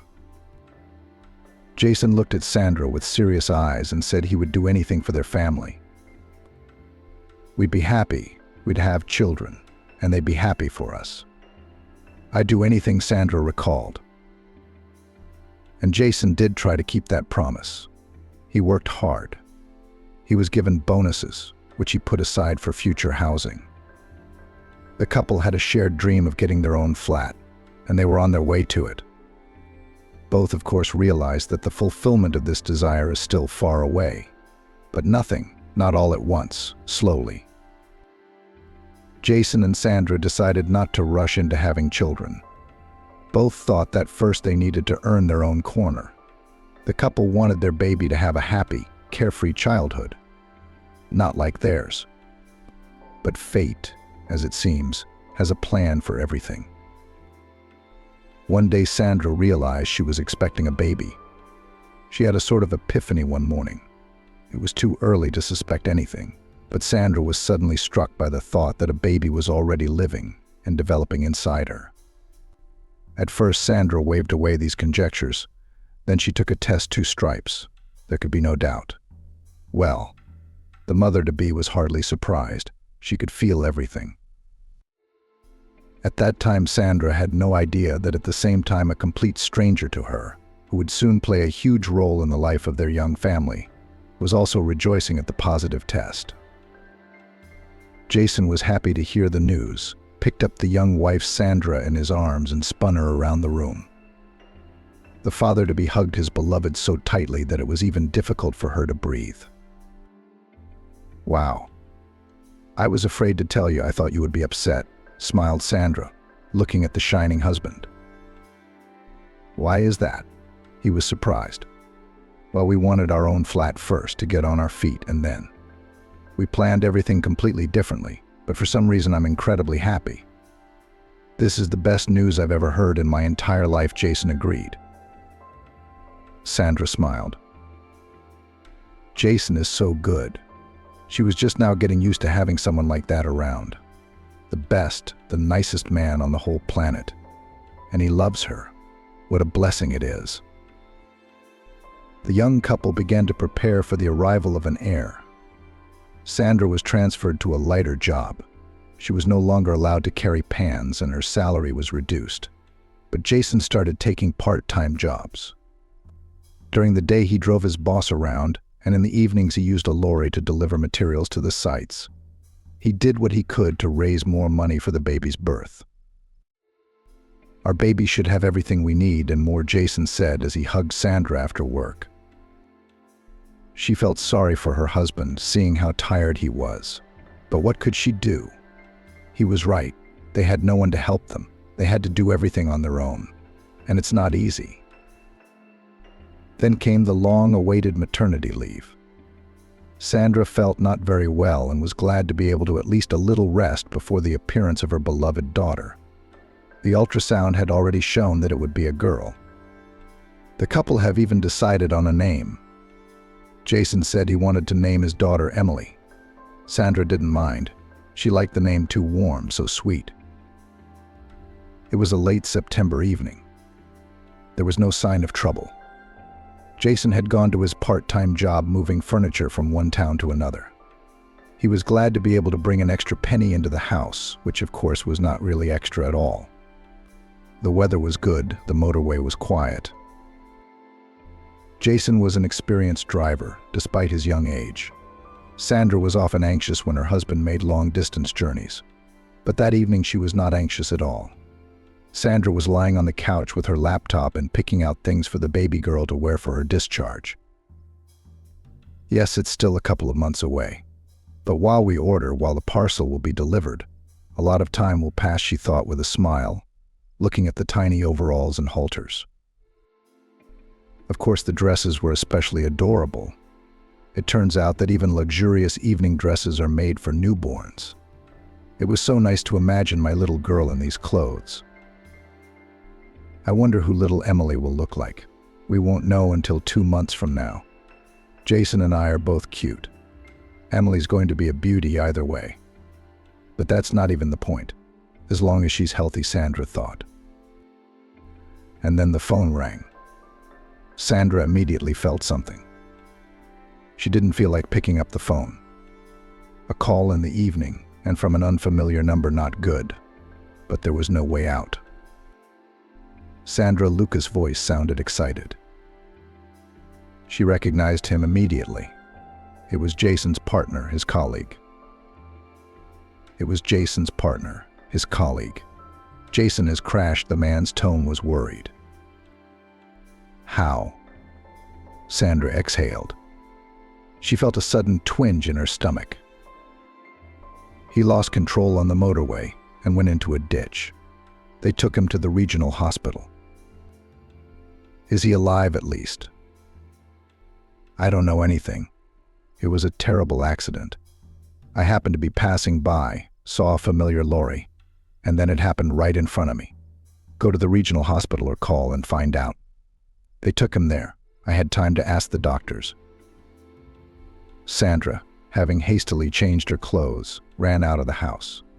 The blood pounded in her temples, her legs shook, her heart clenched with an icy hand from anxiety. Just so long as I'm alive, just so long as I'm alive, she whispered without noticing it. Without thinking of safety, she stopped a hitchhiker. There was a guy behind the wheel. He looked anxiously at the pregnant young woman with terror-crazed eyes. Do you need help? He asked sympathetically. Is it time to go to the maternity hospital? No, to the regional hospital, Sandra asked. Will you bring me? Yes, of course. The young man did not ask unnecessary questions, and he did not take any money for the journey either. It was obvious that the guy sympathized and empathized with the passenger, but he didn't want to pry into her soul. However, he asked her a couple of times if she needed help. Sandra said no. How could this young man help her? The young man drove her to the gate of the regional hospital, wished her good luck and left. And Sandra rushed to the registrar's office to find out, finally, where her husband was, and what happened to him. For a long time, she had to run between the buildings of a large regional hospital. No one knew anything. She was redirected from one department to another. Sandra was exhausted until she finally found the information she needed. Jason Brown, he's being operated on right now, the receptionist said, checking the notes in a thick notebook. He came in a few hours ago in a serious condition. Sandra exhaled with relief. Being in a serious condition. But he's alive. So the doctors got him to the hospital in time. It's in the hands of the surgeons now. What about him? What kind of injuries? She asked. And what are you, in fact, his wife? Yes, Sandra answered and mentally reproached herself for not having thought to bring her passport. But she had run out of the house in such a state that she had no time for that. Luckily, no documents were needed. The receptionist took her word for it.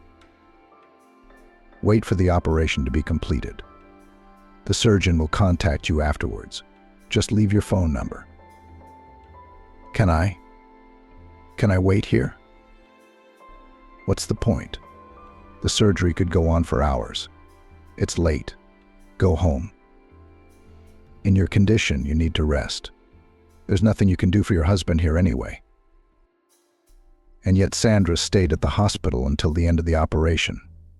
She sat on the couch at the door of the surgical ward, praying to herself. She'd never done it before and didn't even think she knew how. Now the words themselves were popping up from somewhere in her subconscious. Leszka must survive. He just has to. How will she be without him, Sandra thought. The girl from the reception came up to her several times, brought her water, biscuits. At first she seemed so strict, so indifferent, but then she showed herself a sensitive and attentive person. She looked at Sandra with regret and said encouraging words. Even gave her a hug or two. This support made it a little easier. The operation took a long time. It ended in the morning. Sandra could not sleep a wink. How can you sleep when your heart is clenched with fear for the person you love? Finally, a tired surgeon came out into the corridor. Sandra, dying of fear, carefully looked at his face, trying to understand what news he was going to tell her. The injuries are serious, said the surgeon. We had to fight for the life of your husband. Pulled him, you might say, from the other side of the world. Now everything depends on the organism will cope or not. In any case, a few days will be critical. If he survives, he will have a long and difficult recovery. Sandra nodded her head.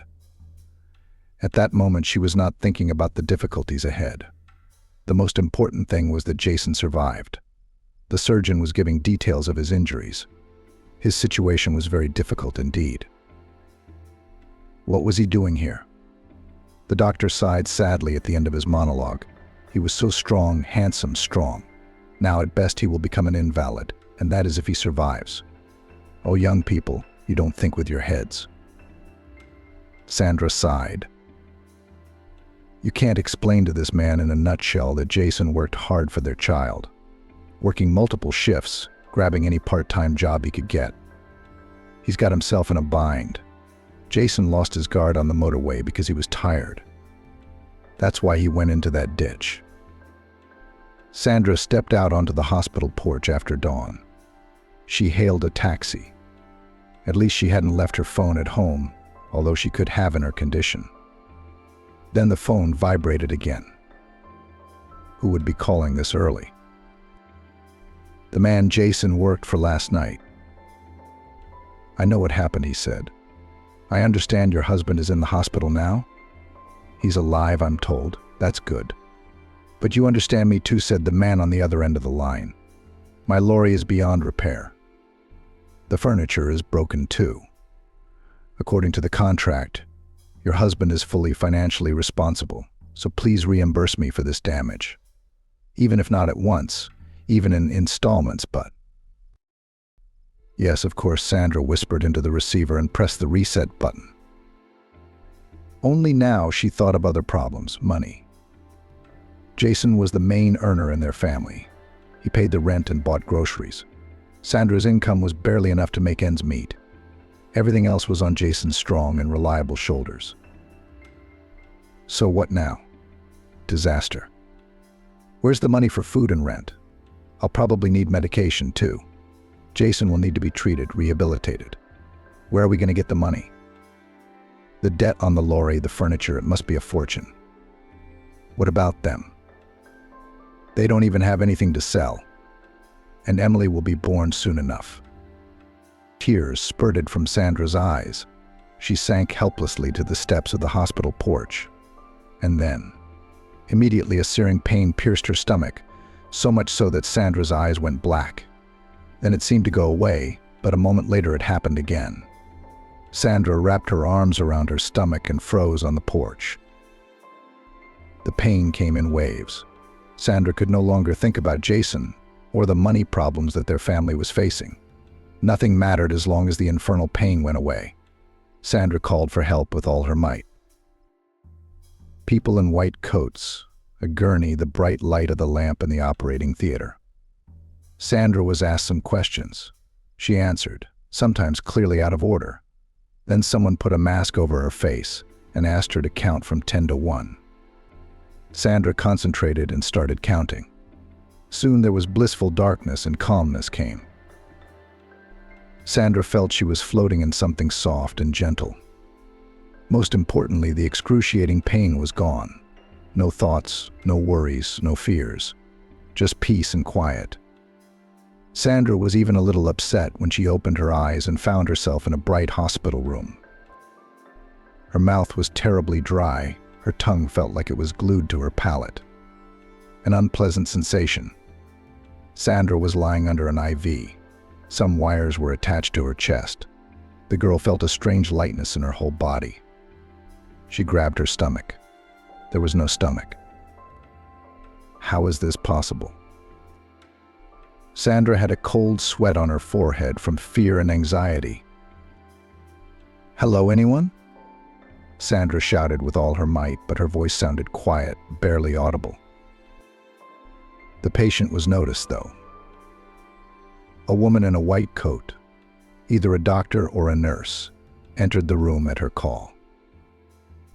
"Where is my baby?" Sandra asked the question on the answer to which her whole life depended. She had never felt such fear before. "Your baby girl is in the room for premature babies. She's alive." A hospital employee rushed to reassure the patient. "You went into premature labor out of nervousness. It's good that you were in the hospital at the time. You got help quickly." "Is she alive?" Sandra checked again. "Yes, she's alive. She's a good girl, strong, but she has to be raised in a hospital setting.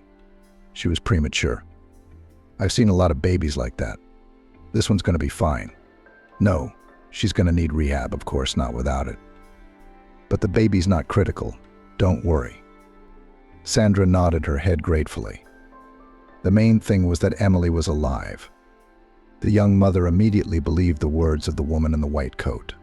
Her daughter was really going to be all right. Ironically, the woman who later helped Sandra with the pram also had a baby that day. Also premature.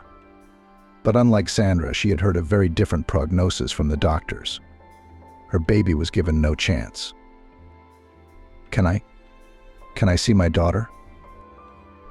"That's for later. You're too weak yourself right now. You've lost a lot of blood. And anyway, we all know what happened to your husband. Of course, you're nervous about having a premature birth." "And my husband? Do you know if there's any news about him?" "I know he's alive in intensive care. That's all I know." An anxious days flowed, filled with fear for her daughter and husband. Injections, pills, painful procedures. Sandra felt her strength returning.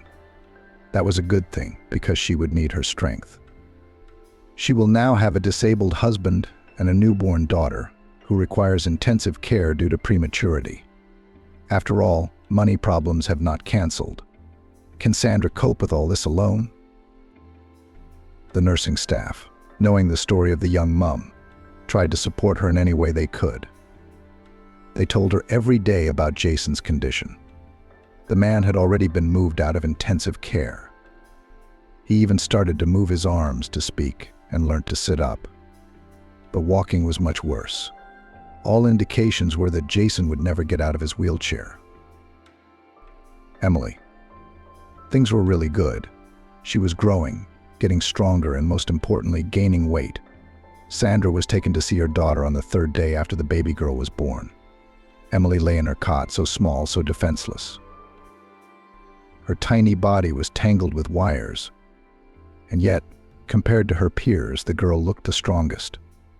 There were also babies who were born much earlier than they should have been. Emily was still 7 months in the womb. Sandra was soon released from the hospital, but the woman still came here every day to visit Emily and Jason and check on their condition with the doctors. Jason fought bravely. It hurt to see a young and once strong husband in a wheelchair.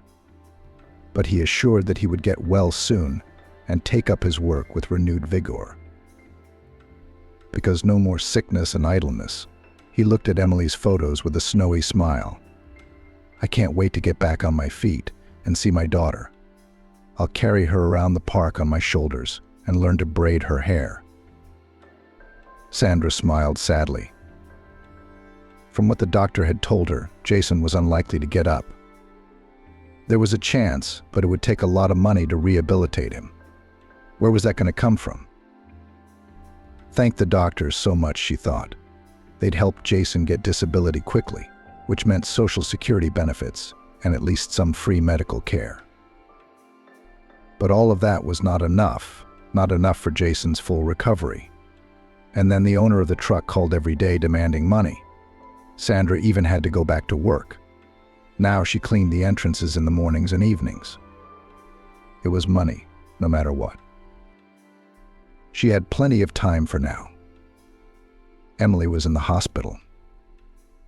Another month or so passed, and then Jason was released from the hospital. He came home in a wheelchair. It's a good thing they had ramps in their driveway, but it was inconvenient enough.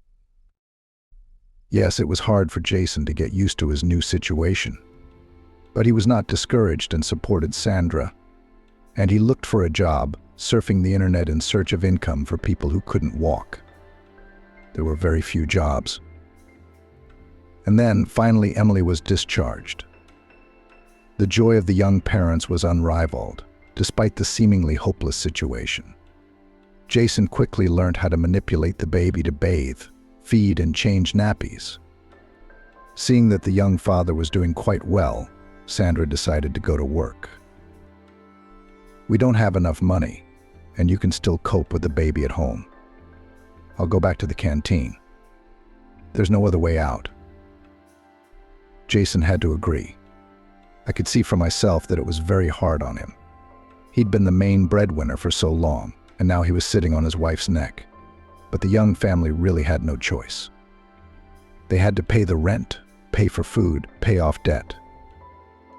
The money that Jason had been saving for a couple of years for a future place to live had gone at a cosmic speed. Some of it went to medication, some of it to pay off the cost of the truck. It was a tough time. Sandra was at work 24 hours a day, working double shifts. Jason was doing the best he could at home. It wasn't easy for him either. Emily was growing up sickly, the effects of prematurity. She needed medicines, expensive vitamins, endless consultations and specialist examinations. Sandra was struggling.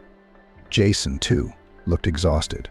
He took part-time jobs earning pennies, but he couldn't do nothing either. Emily was all over him. Only the head of the family, Jason, didn't think it was enough. And still the money was woefully inadequate. Even a pram for Emily was not enough to buy, and she needed it to take her to the clinic. One evening, Sandra was coming home from work. Her back was already aching and her legs were buzzing with fatigue. Heavy thoughts were swarming in her head. This was not how Sandra had imagined married life. In her dreams, she saw herself strolling through the park with a pram and a smart baby in it.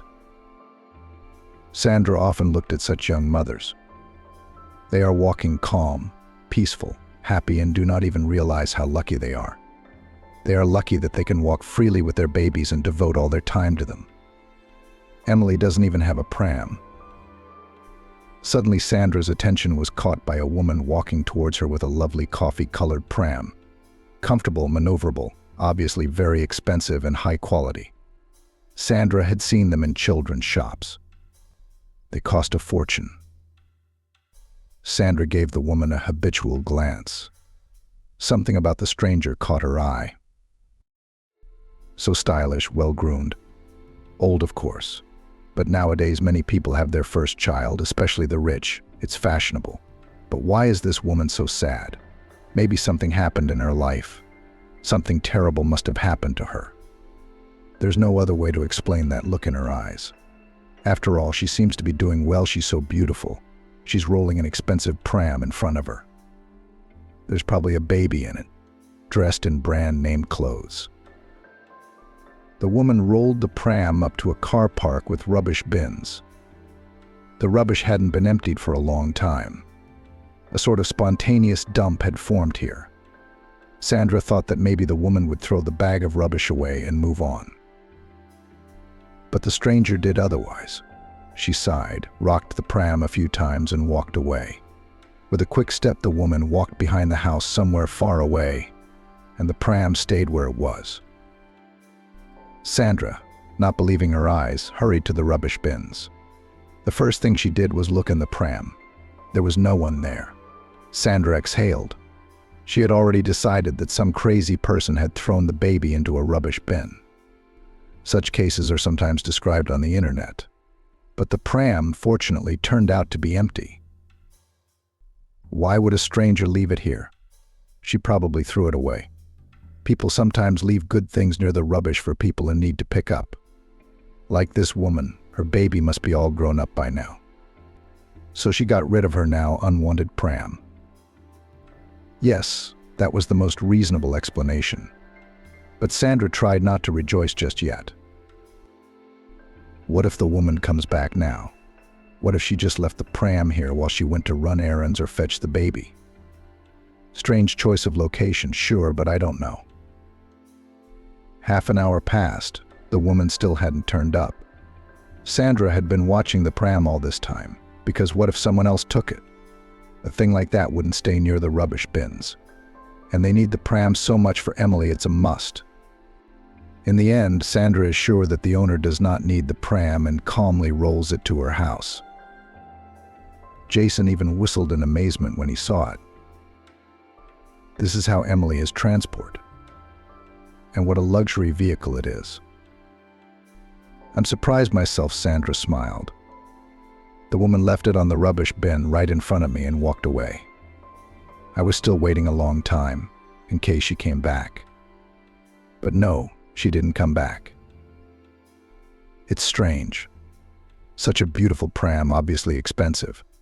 I could have sold it. I'd make a lot of money. It's in perfect condition, like new, Sandra agreed. Strange, like new indeed, Jason shook his head, examining the tires carefully. Oh well, you can't understand them rich people. Jason volunteered to wash the pram himself, which was why he had discovered the very letter.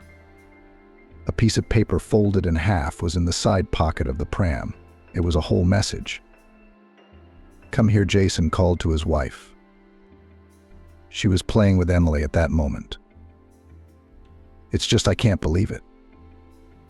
Read it. Jason held out the sheet to his wife.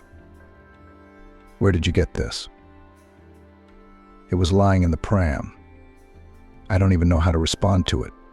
It's a terrific letter. Sandra took the piece of paper from her husband's hands and began to read. Beautiful, almost calligraphic handwriting, easy to read. It was clearly written by a very literate person. What's the point? Yeah, Jason's right. It's a pretty unbelievable story. Hello, people who found this letter, the message began. If you're reading this, it means the prom has finally met its little master or mistress. That's just wonderful. My name is Tiffany. I decided to leave the pram near the bins so that it could go to people in need, people with a baby who don't have any money for baby transport. May the pram last a long time and help you raise your child. Of course, you are people with low income, perhaps even living on the edge of poverty. There are all sorts of situations. Why am I so sure of that? Simply because it's unlikely that someone from a wealthy family would pick up a pram in a landfill. Such people prepare for the arrival of a child in advance, make lists, choose things in children's shops. I was just as happy a while ago. But you're happier than I am, because you have the main thing: your child, your son or daughter. It is happiness to be parents, to see your baby growing, to give him love, to introduce him to the world. I don't know what could be better than that. Probably nothing, so you're much happier than I am. You're going through a hard time right now, but I'm sure you'll get through it. You'll be fine in the end. Let this wheelchair be a help to you on your start to success. It's like she's describing, as Sandra said in amazement as she looked at Jason. Exactly, agreed her husband. That's what's so amazing about it. But go ahead and read on. There's a lot of interesting stuff in there, especially at the end. Sandra delved into the reading again. My life has been a fairy tale in which all my wishes have come true. Since I was a child, I have never been denied anything. My father is a successful businessman, my mother a successful financier. I was the only granddaughter of my mom and dad's grandparents. You can imagine how they spoiled me, how much love, care, and attention I received. They invested a lot in me, and I knew that the moment would come and I would pass it all on to my children. Since I was little, I dreamed of a big family, and in games with my girlfriends, I always took on the role of a mother with many children. Since childhood, I heard from everyone that I will be a great mother when the time comes. So I grew up with that thought. And then I grew up. It turned out that life is very bright, diverse, interesting. We traveled a lot with my parents, with friends. It's something completely different. In general, I had a happy student life. I had time to live abroad and visit different parts of the world. I had adventures. As they say, it will be something to remember in my old age. It was a very cheerful period of my life, bright, full of events. And then I got interested in playing on the stock exchange. Somehow it happened that I became a successful broker, though I never aspired to it. I thought I would get married and have children, as I dreamed. Someday I would start a family. But I didn't. Work took me over completely. The excitement, the success, the recognition of reputable financiers. I was invited to conduct seminars in major business centers. Business sharks listened to my words. It all made my head spin. I didn't notice how my priorities changed. Of course, sometimes I thought that it was time to get married and become a mom. Time is running out. But on the one hand, I was still young. On the other hand, there was no one I saw as my spouse. Maybe those were just excuses, because I was happy with the life I was leading. Because when I looked at my friends who were mired in childish affairs and problems, I rejoiced in my freedom. The once cheerful and energetic girls had turned into haggard women. They only talked about children and their skills. It made me sad. I felt like a queen. Successful, respected, indispensable. Famous economists sought my advice, magazines wrote about me. It's a feeling I can't describe. This glitter and tinsel overshadowed for me my main desire. I always wanted to have children. I wanted to take care of babies, to teach them something, to love them. But at that time, for some reason, I decided that motherhood is the fate of lazy, limited housewives. I even condemned women who were completely immersed in children, considered them too down to earth, not capable of anything but childbearing. I almost stopped talking to my family friends. Their children annoyed me. I don't know how it happened. What are you, a child free? Lingered a question that one of my acquaintances once asked me. She had recently given birth to a son and could think of nothing but her child. I wondered. No, not a child-free person. It's just that at that time I didn't want to burden myself with all this. I mean, it's nice not to have to depend on anyone, to be free and easy. I wanted to go to the seaside with friends. I wanted to go clubbing or shopping. I wanted to start a new romance and plunge headlong into a beautiful relationship. It seemed to me that I would still have time to become a mother sometime in the future, after many years. For now, my life was bright and exciting as it was. And then somehow I got bored with it all. Work, risk, superficial novels, clubs, drinking, dancing, even traveling. I wanted a family warmth, a reliable person next to me. I guess the time had come. True, I was already 35 at the time. I remembered my old dream of becoming a mother of many children. Now I looked at my married friends not with contempt and regret, but almost with envy. I too wanted it all. Husband, children, family. Then came the realization that work and recognition will not replace the warmth of loved ones. Even tears came to my eyes at these thoughts. I grew up, I guess. And that's when I met Scott.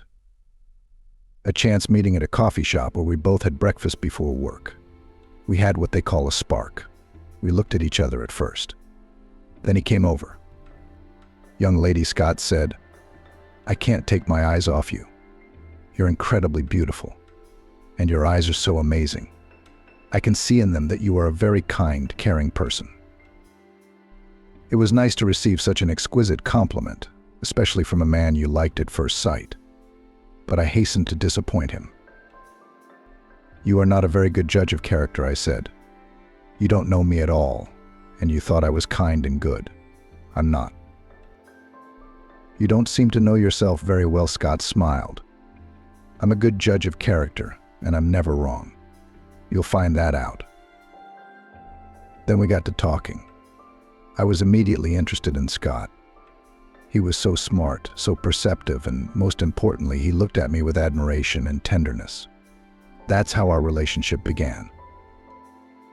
6 months later, we were already celebrating a lavish wedding. He turned out to be the owner of a small dairy. What won me over most of all was his sense of humor.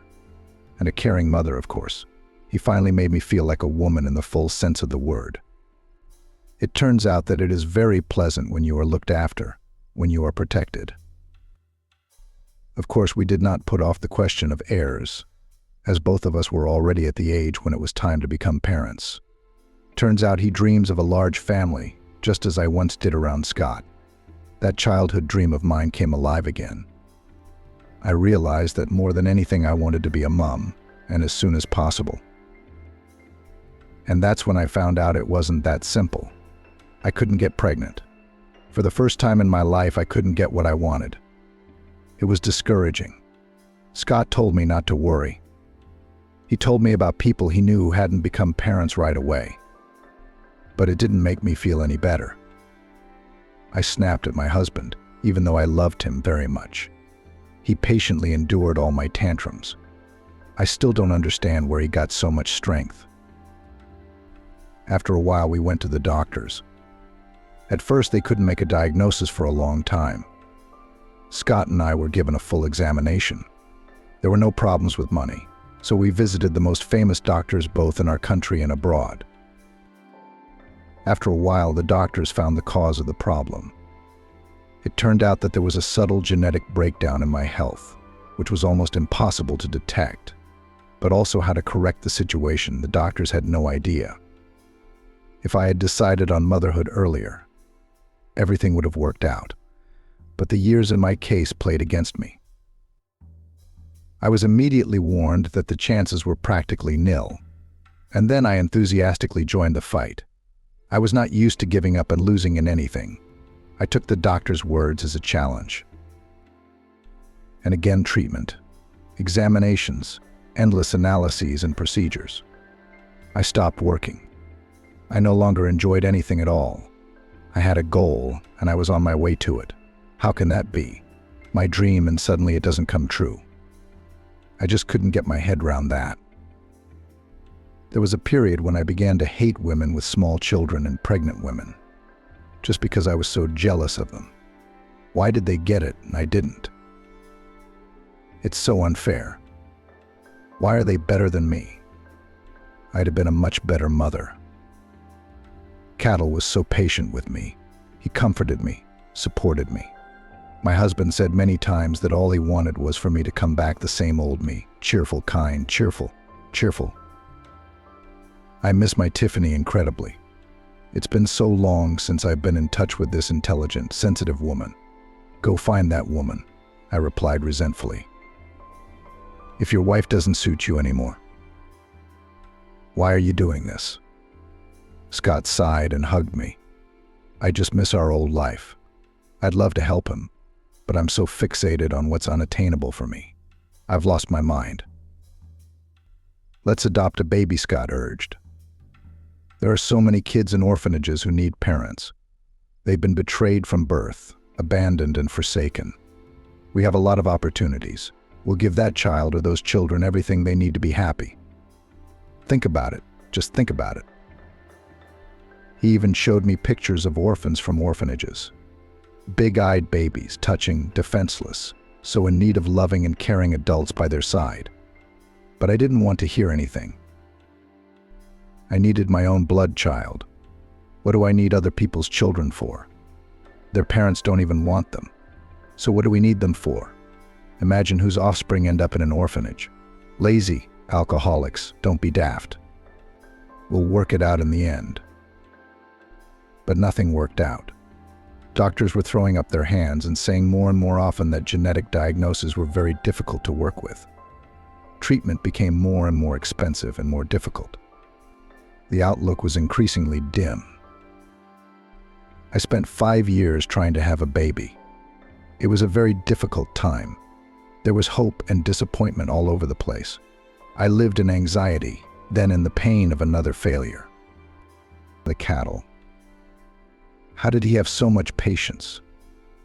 He was always there to support me, even though I was acting crazy. From time to time, my husband talked about having a foster baby, but I didn't want to hear anything. It was as if his persuasions spurred me on. Now, I also wanted to prove him wrong. We're having our own baby.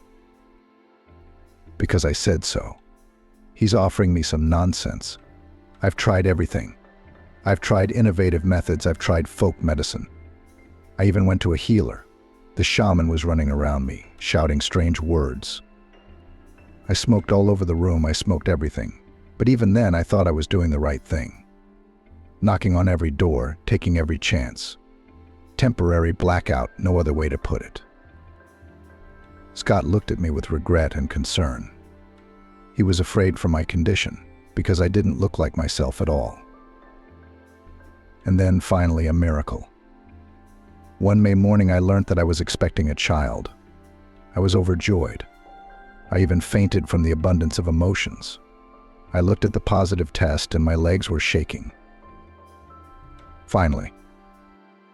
How I wanted at that moment to speed up time, to make this happy event come sooner. My long-awaited baby boy was born. There were still months ahead, but I already felt like his mother. The doctors were surprised at the time. According to them, there was no hope. But my case turned out to be a miracle. I naively believed that everything worked out because my desire was so strong and it changed the world and the order of things in it. And then I found myself almost omnipotent. The cattle, of course, were very happy too. I felt a kind of superiority over him. How he'd been going on and on about foster children. He had tried to reconcile me to our situation, and in the end, he was wrong. I was happy about that too. It's embarrassing to write that now. Readers, forgive me for describing everything in such detail here now. It is necessary, perhaps, to speak out. I want someone to know about my fate, to understand my feelings. Yes, read all the way to the end. Look, there's something very interesting and important waiting for you. I really want to help you and your baby, not only financially, but also with advice. My life. Make the right conclusions and do not repeat my mistakes. Appreciate what you have. pregnancy was difficult from the very beginning. Constant threats of miscarriage. I didn't leave the hospital for months, sometimes weeks. I was lying in bed, not getting out of bed at all, taking care of my baby. My health was deteriorating sharply. Doctors offered me to get rid of the pregnancy because the analyses said that the body could not cope with the load. My life was in danger. After all, I had a serious diagnosis that I could not give birth to. I didn't want to listen to anything. I had to dream of pregnancy for so long, waiting for this moment for so long, and suddenly giving up on a lined-up baby. No way. You are doctors and you are paid a lot of money to do your job, I shouted at the nursing staff. Then do it properly. It's only a few months away. It's the 21st century. Is medicine so powerless these days? My doctors used to say. Yes, you're right, doctors are gods. Are you suffering? The child suffers. The consequences could be catastrophic. There are no guarantees. You have to understand that. But I didn't want to hear any of it. By then I already knew I was carrying my son. I'd even dreamt about him many times. For the sake of this baby, I was ready to endure any pain and to lie in hospital, even for the whole 9 months. I needed a child, and that was it. The fact that the baby suffered in the womb, not adapted for carrying children, I did not even think about it. That's how selfish I was back then. Cattle, seeing that I could not change my mind, was there for me and just supported me. He didn't argue anymore, so as not to make me nervous. He agreed with everything, held my hand, reassured me, bought all the necessary drugs, talked to the doctors. Just a hug when I needed it. I was getting worse. I hoped that the baby was suffering less, but according to the ultrasound, it was also very, very bad. I was so scared for my baby boy. He was the meaning of my life. I was talking to my son, asking him to hang in there to distract myself somehow. I was surfing baby stuff websites, looking at prams, choosing clothes for my boy. It was such a pleasant hassle. We had parcels coming home to us, lots and lots of them. Looking at these things, I thought about good things because, well, here they are, the proof that Scott and I are almost parents. There's so much baby stuff in the house, we just have to wait for their little owner. He's going to be the happiest baby in the world. And the difficulties will be forgotten like a bad dream. The boy was born much prematurely. The doctor's manipulations didn't help. The organism decided to get rid of what was destroying my health and harming me. The baby turned out to be weak, sickly. I saw his thin arms and legs, some strange, bright skin color. My heart sank with pity and tenderness. Only looking at my son wrapped in wires, I realized that I was a complete egoist. The doctors had warned me this would happen. And now I'm much better. My health is recovering rapidly. The child is bad. He is all alone in the intensive care unit, fighting for his life. The doctors said right away that there was little hope. Congenital abnormalities, general weakness of the baby due to the fact that my pregnancy was hard. But I still believed in a miracle. I even threatened the doctors that if anything, they would retaliate. Of course, that didn't help. My son struggled for a few days, then gave up after all. When they told me that, my world turned upside down. I was so angry at everyone, blaming the doctors, even Scott. He, in my opinion, didn't have enough faith in the happy outcome, and therefore was to blame too. It got to the point where Scott put me in a clinic. Padded room, helpful staff. Talking to a therapist. Silence, rest, medication. I began to slowly come round, rethink things and realize things. I realized what had happened. Selfish people are fixated on what they want. I realized how badly I'd behaved towards Scott. I thought about the future. I didn't know what I was going to do, but I realized that I needed to channel my energy not into anger and hatred, but into creation. That's when the conversation with my husband came back to my mind. Scott was right. There are so many underprivileged children in the world. You have to help them. You have to support them. Just because you don't have a baby of your own doesn't mean you have no one to give your unsold love and care to. I returned home a different person. The cattle were the most excited about it. He said he missed the old Tiffany so much, and now she's back with him. It was really nice.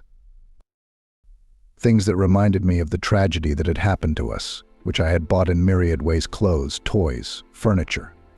Cattle put them in a separate room, a kind of warehouse or museum. These things, looking at them, still pained me deeply. "Let's throw it away," I said to my husband. "Why? Wouldn't it be better to give them away to the needy?" he wondered. The cattle, as always, were right. I started traveling to shelters with boxes and bags. There I got acquainted with the staff, learnt the stories of the children. Lots and lots of stories, complicated fates, tragedies, betrayals. Someday, when I have more time, I will write a book about it. People need to know this. It fascinated me. I wanted to help underprivileged kids, to make their lives a little better. And I could. I had all the opportunities, and now I think to organize my own charitable foundation. It's a lot of work, but I can do it. I've already started to learn a little bit about how to set it up. In the meantime, I help kids from orphanages, buying things they need and organizing holidays. I am so happy to see smiles on the faces of these boys and girls. Some time past, it seemed to me that I gave away all the things that I bought for my son, but one day I came across this pram. I remembered how carefully I chose it, studied the features, looked at the appearance. I wanted my son to be comfortable in it. But unfortunately, he never had time to try it out. The pram was stored in the basement. That's why Scott and I had forgotten about it. He tensed up when I noticed the thing, thinking I was going to get hurt again. But strangely enough, all I felt was a slight sadness. Regret, because I already had meaning in my life again. And I knew that my baby, what had happened to him, it wasn't all for nothing. Now, in honor of my son, I will help many other children. Our boy didn't live long, but his short life will make a huge difference in this world. But what about the pram? I had a very interesting idea about it. Orphanages where children have a hard life. Everyone knows about it. They often talk about it, but at least they are provided for, always fed and clothed. They lack parental love and care. At the same time, they are fully provided for financially. But there is another category of children. Their parents earn pennies and cannot buy them even the most necessary things. How many such families do we have? Usually nobody helps them. There are mom and dad, let them raise their heirs. That's what most people think. But there are different situations. Not only lazy and irresponsible people get into difficult situations. I decided to leave this pram where it will be found by people who need it badly. Usually good things that are no longer needed are left near the rubbish. That's what I did with the pram. Thank you for reading this story to the end. I hope my letter eventually found the right recipient. I believe it did. You must be desperate right now. You don't have enough money to live on. You don't see a future. So I want to help you with something else. Not far from the rubbish bins where you found the pram, there's an unfinished shop building, an abandoned property. I left something else under the porch there for you. I hope it will help you get your life together and raise your baby to be a decent human being. Good luck with everything. Tiffany. Sandra set the sheet aside in confusion and looked at Jason.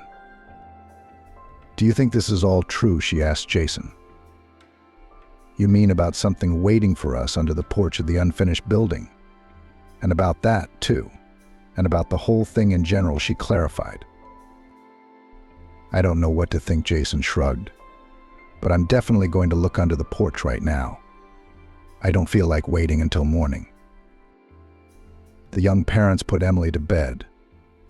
They waited until she was snoring sweetly in her cot before they went outside. They were not worried about their daughter. They knew that she now sleeps at least 4 hours in a row, and they do not need so much time. The unfinished building was very close. They could do it in 20 minutes.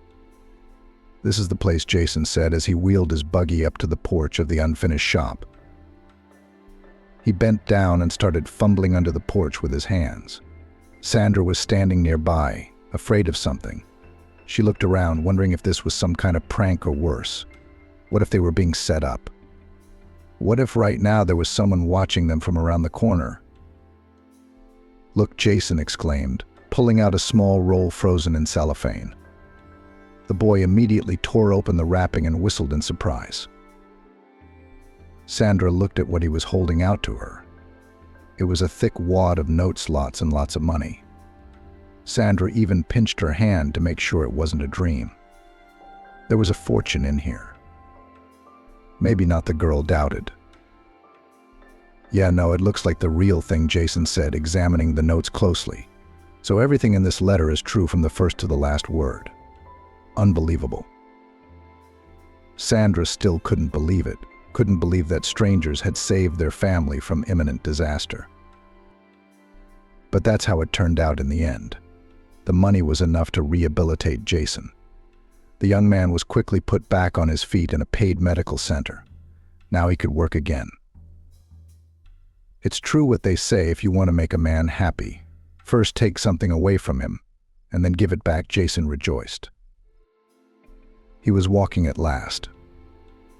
It took a long time to learn how to do it. It didn't all work at once. Daddy and daughter took their first steps together.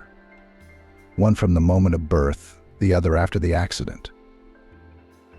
The young people also had enough to buy their own flat. A small 2-bedroom in an unprestigious area of the city, but it was their own cozy, native, beloved. With what pleasure the young made repairs in their nest and arranged it. Yes, the money found under the porch was enough for the new place. Jason was working again, so the family was no longer in poverty. Sandra was able to finish her maternity leave in peace. Now she didn't have to work from dawn to dusk in the canteen. What a blessing it was to watch your child grow up, to introduce him to the world, to devote time to him without thinking about how to survive. Jason paid off his debt to his former employer and found a new job. Now he wasn't working multiple shifts and was much more careful and cautious than before. Life was getting better. One day Sandra was walking in the park with her pram, the same lovely coffee-colored pram. It was designed to be converted into a seated vehicle. In the pram, Emily, wearing a light white dress and a smart hat, wiggled her legs and looked at the world in wonder. She looked like a doll.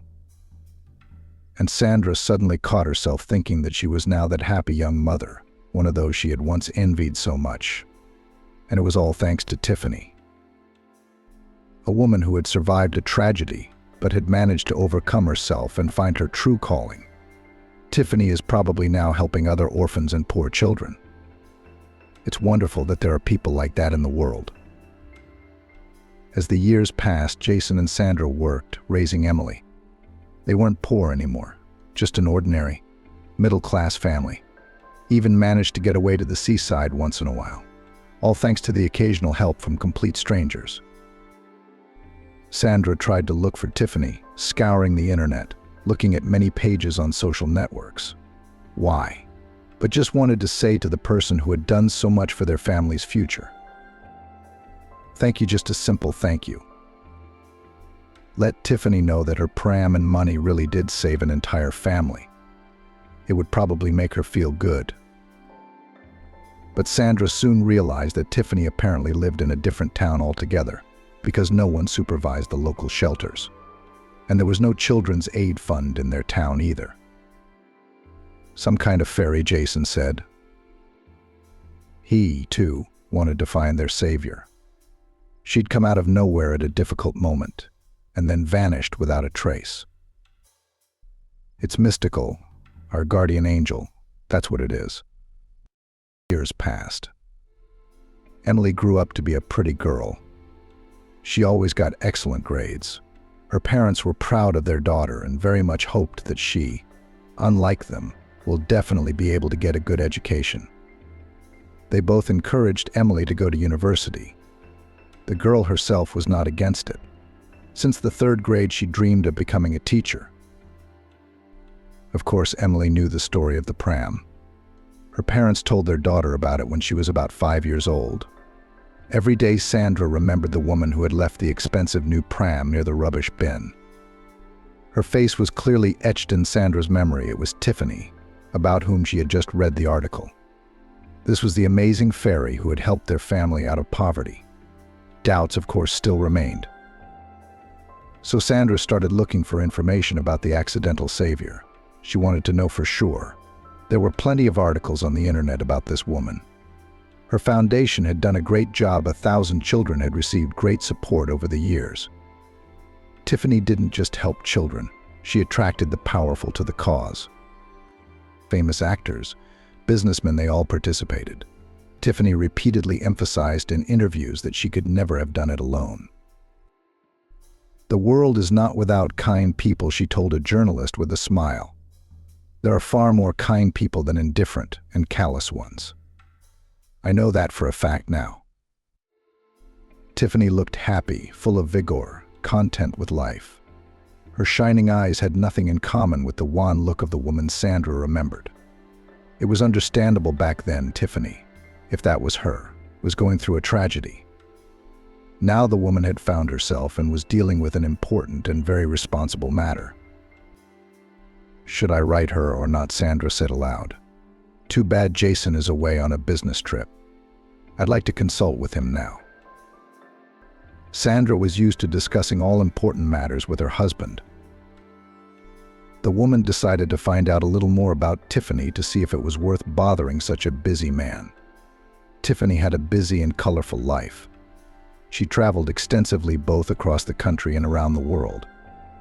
Almost always with her were her foster children, now teenagers. So different from each other. What would their fate have been if they had stayed in the orphanage? And then Sandra came across an article that shattered all her doubts, because this interview was about her too, about Sandra. It was a long article with lots of pictures. Tiffany answered the questions thoroughly without skimming over the details. "Where did it all start?" a reporter asked. "How did you decide that your calling was to help underprivileged children?" "As I said earlier, it all started after Scott and I lost our son, a long-awaited, long-suffering child," Tiffany replied. "We had been preparing for his arrival. We had so much stuff left over. I thought that these toys, nappies, cradles could be of use to someone. Our son is gone, but we can't let all this stuff go to waste. We delivered bags and boxes to shelters. It is so logical to give unwanted children's things to orphanages. They will always be useful there. Then, when I thought that I had already got rid of all the things, I saw the very pram that I had so carefully chosen for my child. It was painful, I'll admit it. But by that time, I had learned to cope with my emotions and decided that I had to help some needy family, people who had a baby, but no money for new things for the baby. I had to find a special family. Any family would not suit me. For this purpose, I even traveled to neighboring towns, looking around. I thought I was abnormal myself, but still I continued this strange occupation. Perhaps the tragedy then confused my mind. Anyway, I have no regrets. Then one day I saw a sad girl. There was so much anxiety in her eyes. Visually, it was noticeable how the fragile shoulders of the girl were pressed with a heavy weight of problems. She was walking through the park next to a guy who was traveling in a wheelchair. It was probably her husband. The girl was holding a tiny infant in her arms, cradling the baby in her arms, and it was so beautiful. But she didn't seem to realize it. There was despair in her eyes. The young man in the wheelchair was cheerful, even smiling. But I could see he was on the edge too. I followed this family. I was very attracted to them. I walked a little behind them and listened to their conversation. The guy needed expensive treatment. As I understood, something had happened to him not so long ago, and he had moved into a wheelchair and lost his income. The girl worked tirelessly at a hard job. The child, as much as he could, was taken care of by her husband himself, a profound invalid. But most importantly, they talked about the wheelchair. Tiffany continued. About the wheelchair, the reporter interjected. Yes, about the wheelchair. That became a kind of sign for me. They dreamed of a pram for their baby. That way it would be easier for the man to take the infant to the clinic. And then something clicked in my head. I realized that this was the family I had to help. But a pram that was too little. These good kids couldn't climb out of poverty on their own. They needed help at the start, and I could give it to them. Not only could, but I wanted to, because, well, how could I not? I'm sure they did the right thing with the money. Money? The journalist didn't understand. Yes, I decided to give them not only the pram, but also an amount that should have been enough for the guy's treatment, and at least a small flat. But how to do it without arousing suspicion? I thought about it for a long time.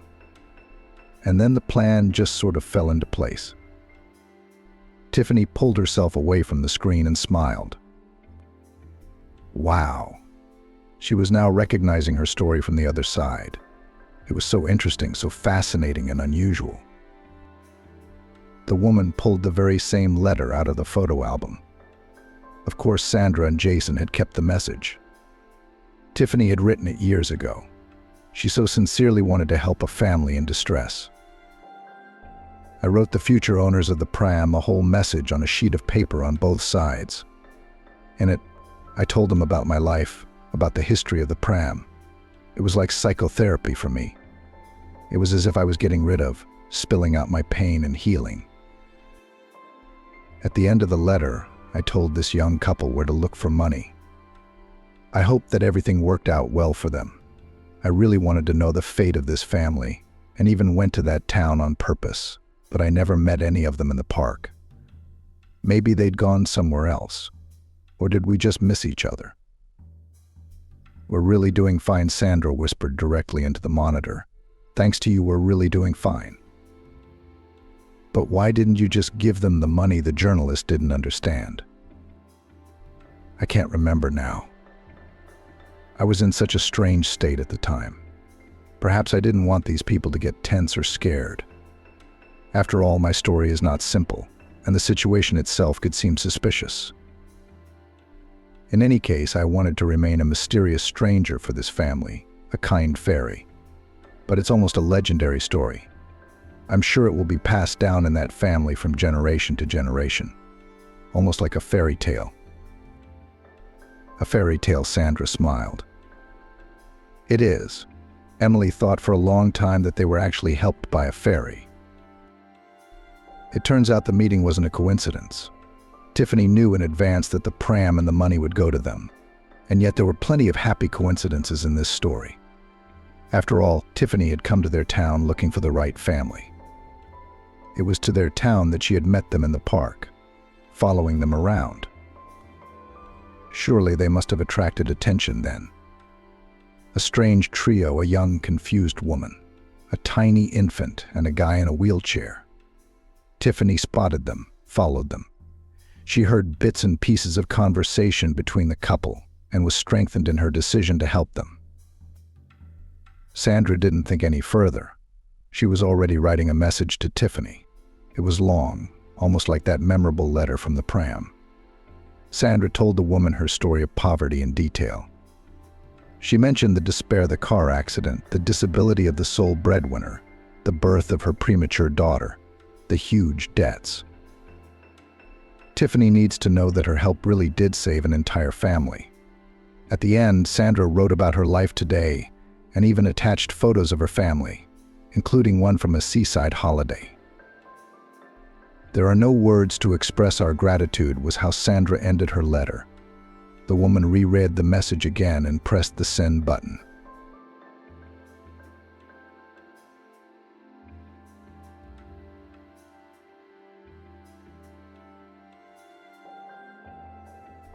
The children abandoned their mother in the village and didn't even come to her funeral, and when the notary read the will MP4. Samantha was annoyed. There was a session coming up, a lot of tales to catch up on. I have to pass, I don't have a penny to spare. And then there's this funeral. Mother's neighbor Auntie Annie called and said the funeral's in a day. That's round-trip tickets and probably organizing costs. If John or Stella haven't taken over. I wonder if they already know, but to write to her brother or sister pride wouldn't allow it.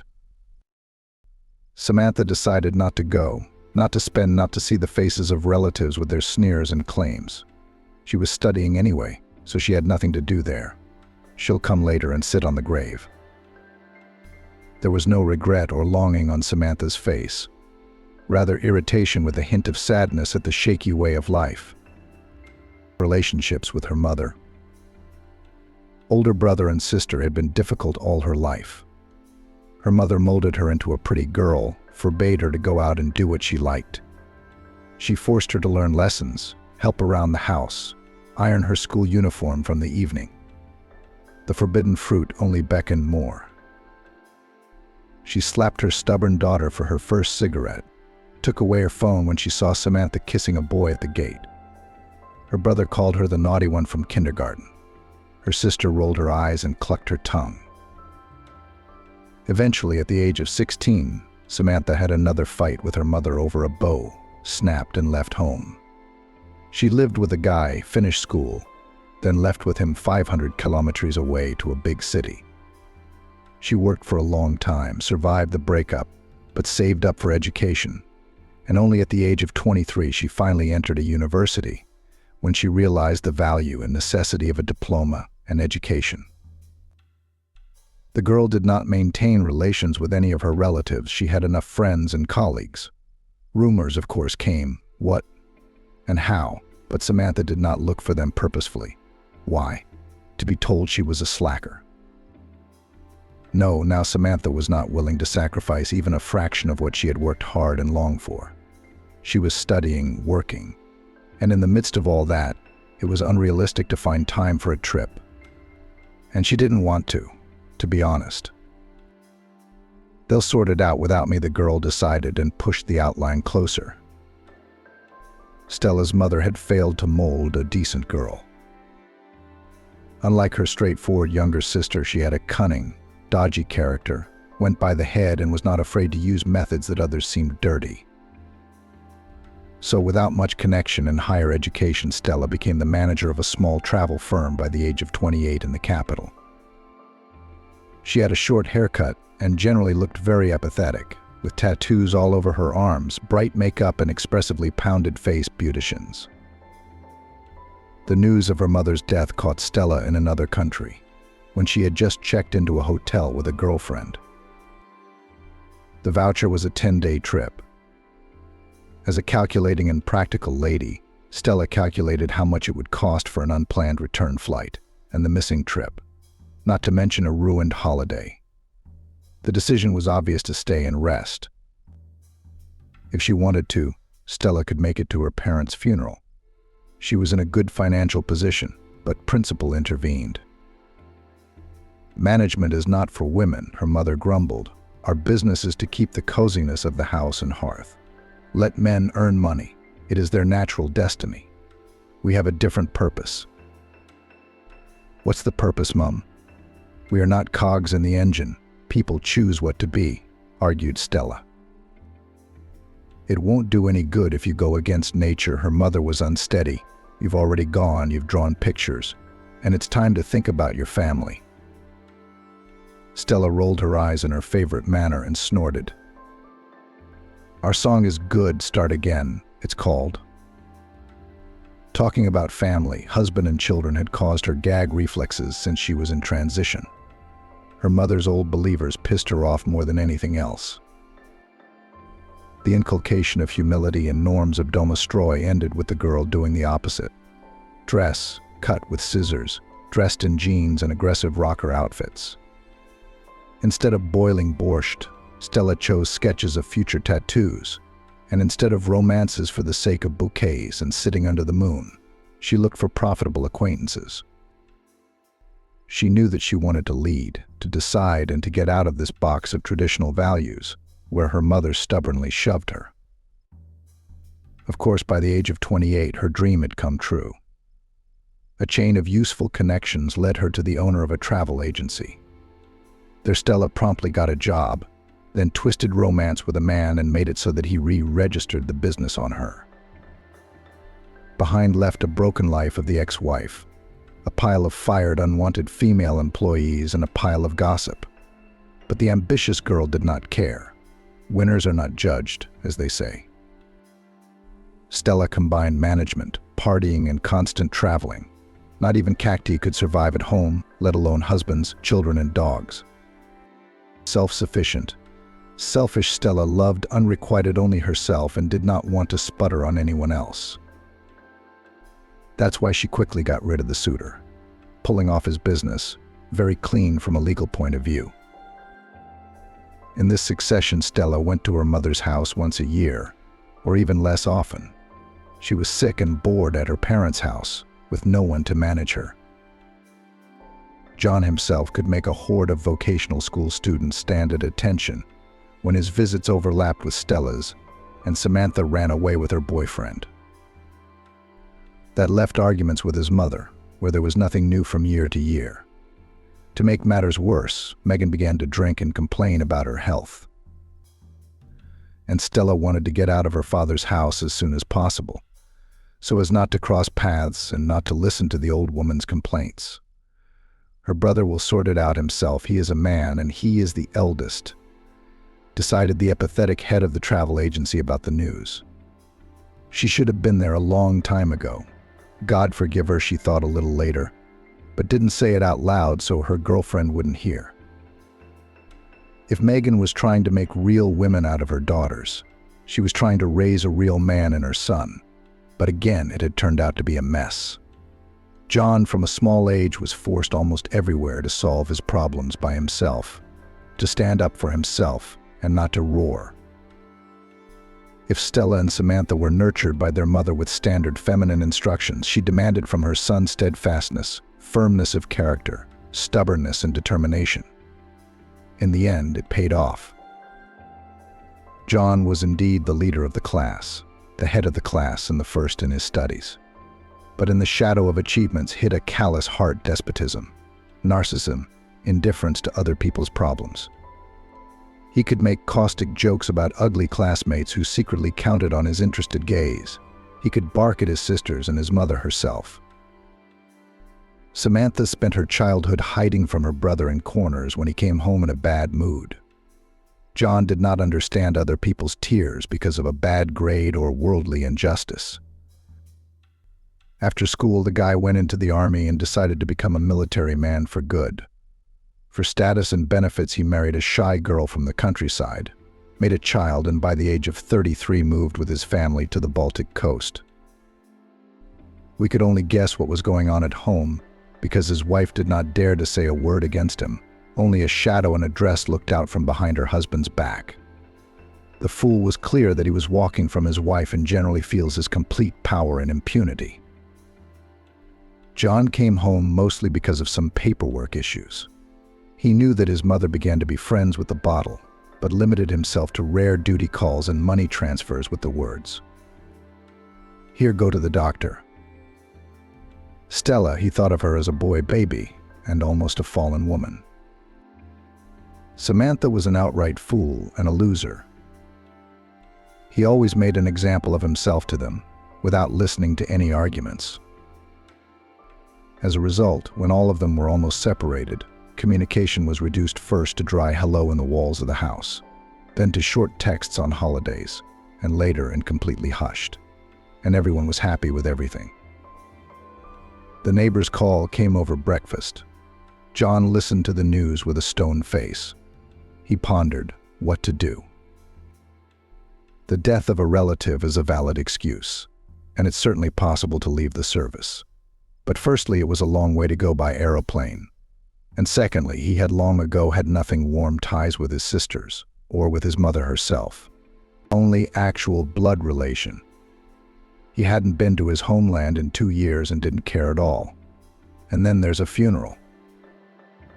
Something akin to longing tugged at John's heart, but quickly faded.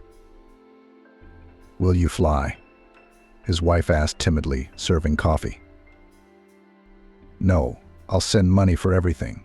They'll organize it themselves," said the man. "What about the inheritance?" The wife asked again. John suddenly thought about it. "You're right, but we don't know if Mom left a will. And if not, then we'll get the house for 3 by law. We don't have to break up either, because these things can be solved from a distance nowadays." Aunt Annie was standing by the fresh pit, holding the hand of a young girl. Apart from them, there were about 10 other people at the funeral: neighbors, friends, and former colleagues of the deceased. They never arrived. John, Stella, and Samantha. Aunt Annie wiped her eyes with her handkerchief and adjusted the black mourning bandage on her head. "Oh, it's not Christian for children not to say goodbye to their mother." "We can't make them," sighed the girl, clutching the carnations in her hands. "You're right, Eve, you're right. Megan brought them up, she put her whole soul into it. And the children grew up so ungrateful." Aunt Annie complained. "At least they will come to visit the grave." There were many kind words and tears about the modest wake. But more than one person asked Annie and EVA why none of the deceased's children were present. And they didn't know what to say. After all, they all personally called, or rather Eva knew, but she was too reverent to Megan in life, and too respectful of her memory after her death to explain to each questioner what was the matter. "What are you crying for? Pray tell." Megan looked seriously at her son's red face. The boy was rubbing his eyes with his fist and pointing at the sandpit where another boy, Nick, a young bully, was having fun with his blue brand-new toy truck. "He hit you and you're crying? You have to be a man." Megan reprimanded her son. "Otherwise you'll always be like this. You'll always be a crybaby." John stopped, sobbed, and looked at the offender. "Don't hit him first, but if you get hit, hit him back," Mom instructed him. "And don't give yours back unless he asks for it first and says please." John sat down on the bench and frowned, his 6-year-old brain digesting his mother's words. Olga watched the child but did not hurry to return her son's toy. After a couple of minutes, John got up, walked to the sandbox. "Give back my car, please," he asked the offender. Instead of answering, the bully threw sand at John. At the same moment, the boy jumped on Nick and hit him hard on the back of the head with a plastic spatula. Soon a siren sounded again from the sandbox, but from a different source. A battered John in dirty shorts was proudly carrying the blue lorry home. That day he realized something. That brute force works better than the word please. At the time, his father was still living with them and was also doing his part in raising their first child.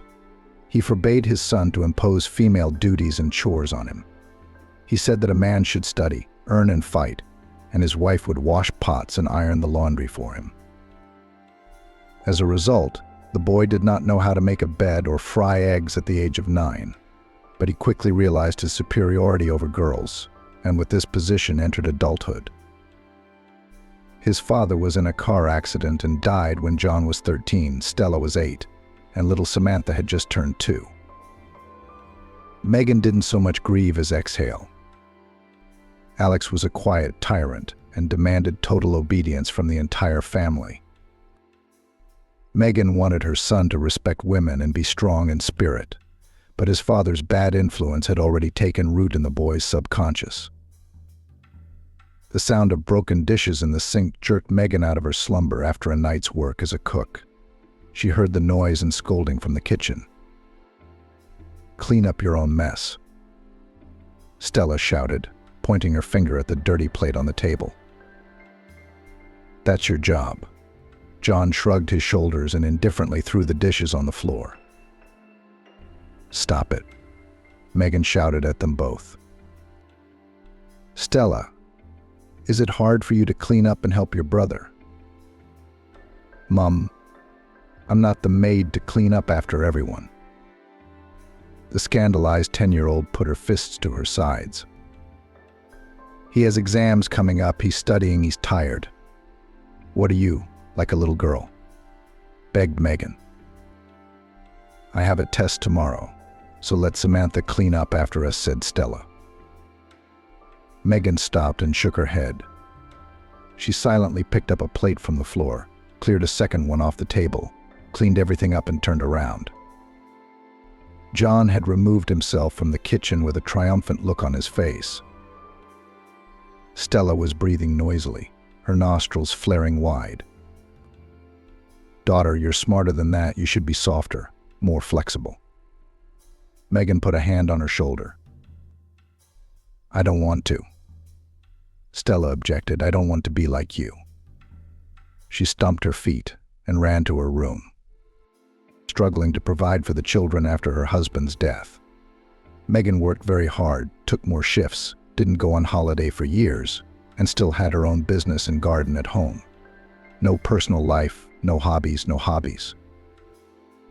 Megan lived for her children and the desire to give them the best education, summer camp, clothes, goodies, toys. She would buy something for herself when a previous item wore to holes or ripped. One day a woman was getting ready to go to a parent-teacher conference for her 11th grade son. John looked at his mother's stompy shoes, a stretchy skirt with an old oil stain, a linty blouse, and a late 90s fashion jacket. The guy wrinkled his nose. "Don't go, I'll say you've been working," he stopped the woman who was already making her way out. "Why, son?" Megan looked perplexed at her offspring. "They'll think we're begging," John replied shortly. "Don't embarrass me, Mum." The woman froze on the doorstep. She had barely taken time off work to hear about her son's progress from the teachers' mouths. Megan turned to the narrow mirror on the exit and looked at her own reflection. In front of her stood a tired, unkempt lady with bags under her eyes. John took her mother by the elbow. "I'm not a big boy, they won't scold me for sure, but you already know that." Megan went back to her room and tears came to her eyes, then sleep watched the exhausted woman. When John left for the army, Stella was 14 years old. Megan had hoped her daughters would be her helpers, but the exact opposite had happened. Transition age at Stella began to manifest itself early, but very clearly. It was immediately clear that the father's genes left their imprint here. The girl was hysterical on any occasion, closed the door, and crooked her face at any attempts of her mother to impute to her some morals. But among her girlfriends and friends, Stella enjoyed authority and had unquestionable power. And she could expel or punish her unwanted comrades with her own hands. "You can't do that," daughter Megan sighed, as she listened to Stella's boastful stories. "You'll make enemies." "I can," she said. "You can't, but I can." "Are you going to torture your husband like that? He'll run away in a week." The woman shook her head. "Who said that I would have one at all?" Stella folded her arms across her chest. "What do you mean?" Megan shook her hands. "What about a family? Sooner or later you'll want warmth, coziness, babies." "Ugh, disgusting." Stella grinned. "I've seen enough of you." "Thank you, don't. There are much more interesting things in life than cleaning a man and feeding a baby." The conversation was over. Megan had asked herself many times, why did the children grow up the opposite way, not the way she raised them? Instead of love, understanding and respect, selfishness and narcissism gurgled in each. John remained in the contract service and enrolled as a part-time student in college to qualify for an officer's rank in the future. He hardly ever called, and when he picked up the phone, he waved off the fact that he had no time to talk. By the end of high school, Stella was more concerned with her own appearance than with grades and exam preparation. She worked part-time at various places to get tattoos and fashionable haircuts. Megan didn't know about the first for a long time. The latter she accepted with a stretch, calming herself with the fact that hair, not teeth, will grow, and the pictures on her daughter's body she saw when it was too late. A piece of work popped out from under the sleeve of her t-shirt. "What?" asked Stella snidely, watching her mother stare at her arm in horror. "Do you want to see the whole thing?" The girl took off part of the t-shirt. A grinning dragon in mottled colors and bright spots looked up at Megan. Why, tell me?" The woman frustratedly sat down on a stool. "I wanted it so badly." Stella shrugged her shoulders. "Do you like it?" "It's not right." Megan mumbled. "It's a lifelong stigma for a girl. You'll be seen as a you-know-who. A decent guy doesn't need a coloring book." Mum, Stella shouted. "I've argued it 1,000,000 times, and I'll argue it 10,000,000,000 times. When you were a kid, you only got tattoos when you were a convict and a girl of easy virtue. In your youth, you had to study, get married, and have a baby. In your worldview, girls wear dresses and boys wear trousers. I'm so sick of your lectures." She threw the dirty rag she was wiping the table with at the wall and ran off to her room. In the evening, Stella ostentatiously dumped her shredded skirts and dresses on the carpet in front of her mother. "You can't make me wear this now, no matter how much you want to. I've seen these traditional feminine values in the oven." Megan didn't argue anymore. Her daughter was wearing her down with her behavior, drinking her dry like a glass of water. She only hastily wiped away a tear when she saw the blue dress she'd bought for her daughter's graduation in a pile of rags. Once in a while, Megan was visited by her neighbor Aunt Annie, a vivacious grandmother who had also raised 2 children on her own, tilled the vegetable garden every season, and kept poultry. Stella treated Aunt Annie with indulgence. She could treat her aunt to jam, but she didn't interrogate or teach her. Samantha often played with her neighbor's grandchildren and took her well too. "You're looking a little gaunt, Megan. It's time you quit this kitchen," Aunt Annie said, stirring her tea with a spoon in her mug. "Well, what's there to quit?" Megan waved me off. "What are the helpers for?" "There are 2 growing up." Annie nodded at the framed pictures of the girls on the wall. Megan twirled the mug in her hands and gazed at the floating tea flakes. "Annie, I don't think my kids love me," she exhaled. "What am I doing wrong?" "Oh, come on." Aunt Annie waved her hands. "All children love their parents, and so do yours. You do so much for them." "That's what I'm saying." Megan nodded. Annie took a candy from the vase and rustled the wrapper. "A child's individuality should be embraced. His view of the world to encourage, to guide, just a little support," she mumbled. "So how to accept, if they break their life, their future life?" Megan thumped her fist on the table, spilling her tea. "But it's their life, and you can't protect them from all their mistakes." Aunt Annie calmed her down, helping her to wipe up the puddle on the oilcloth. "The world is changing, and they are changing. You're teaching them to accept. What about you?" Megan suddenly froze. Her neighbor's words poked her in the soul, but she couldn't admit it. The woman was trying to be a caring mother from a position she'd seen in her childhood and thought was right. "I have 2 boys. Annie sat back down. "So what do you think? They drank and smoked when they were young. They went out and got Fs. But now they're both handsome, both family men. They bring their grandchildren to me on weekends. Real men have grown up." The neighbor clapped her palm on the tablecloth. "I scolded them, of course, in a good way, but I left the right for mistakes and bumps." The woman continued. "If you insulted your friends, you got a slap on the neck from them. If you tried vodka, let it get so bad that it would kill you. That's how it's brought up. Only on their own skin they understand." "I can't do that," Megan shook her head. Her neighbor took her hand in a conciliatory manner. "Megan, even if you can't, the main thing is that you love them and want the best for them. They'll grow up, they'll understand later. For now, let them be sarcastic. Don't take it personally. Be above the childish antics. They need to prove themselves. Spread their peacock tails, let them." Megan remembered her daughter's tattoo, her son's capriciousness and coldness, and could not understand how she could react calmly to such an attitude from people close to her, although that was exactly what the kind-hearted neighbor had insisted on. A paradox, no other way. Stella ran away to the capital with some maid at the age of 18, having drunk a lot of her mother's blood. She didn't want to go to school, but she did some management and executive courses. Megan had many conversations with her daughter about the need for a normal education, but everything was like a pea against the wall. Stella was of a different opinion and stubbornly continued to tear down the standardized female image. Samantha was growing up too, and at first Megan thought she was a sweet and docile child. She wasn't soulless and narcissistic like her brother. She wasn't selfish and dodgy like her sister. She helped around the house, even though she grudgingly cooked and cleaned.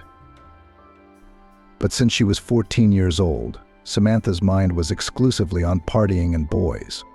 She often skipped school, ran on dates, hanging around with one suitor and another.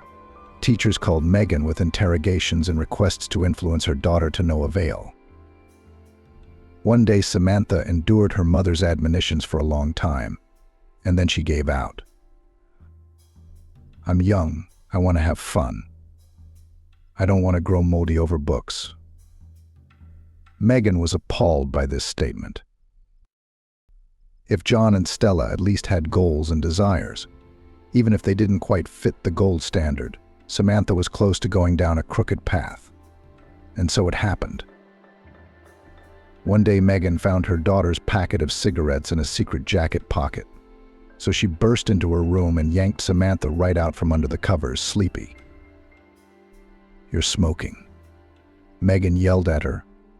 "I don't need an ashtray in my house."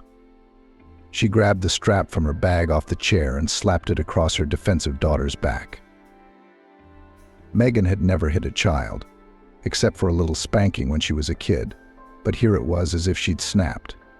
It was as if in that blow she had unleashed all her anger for the three of them on one.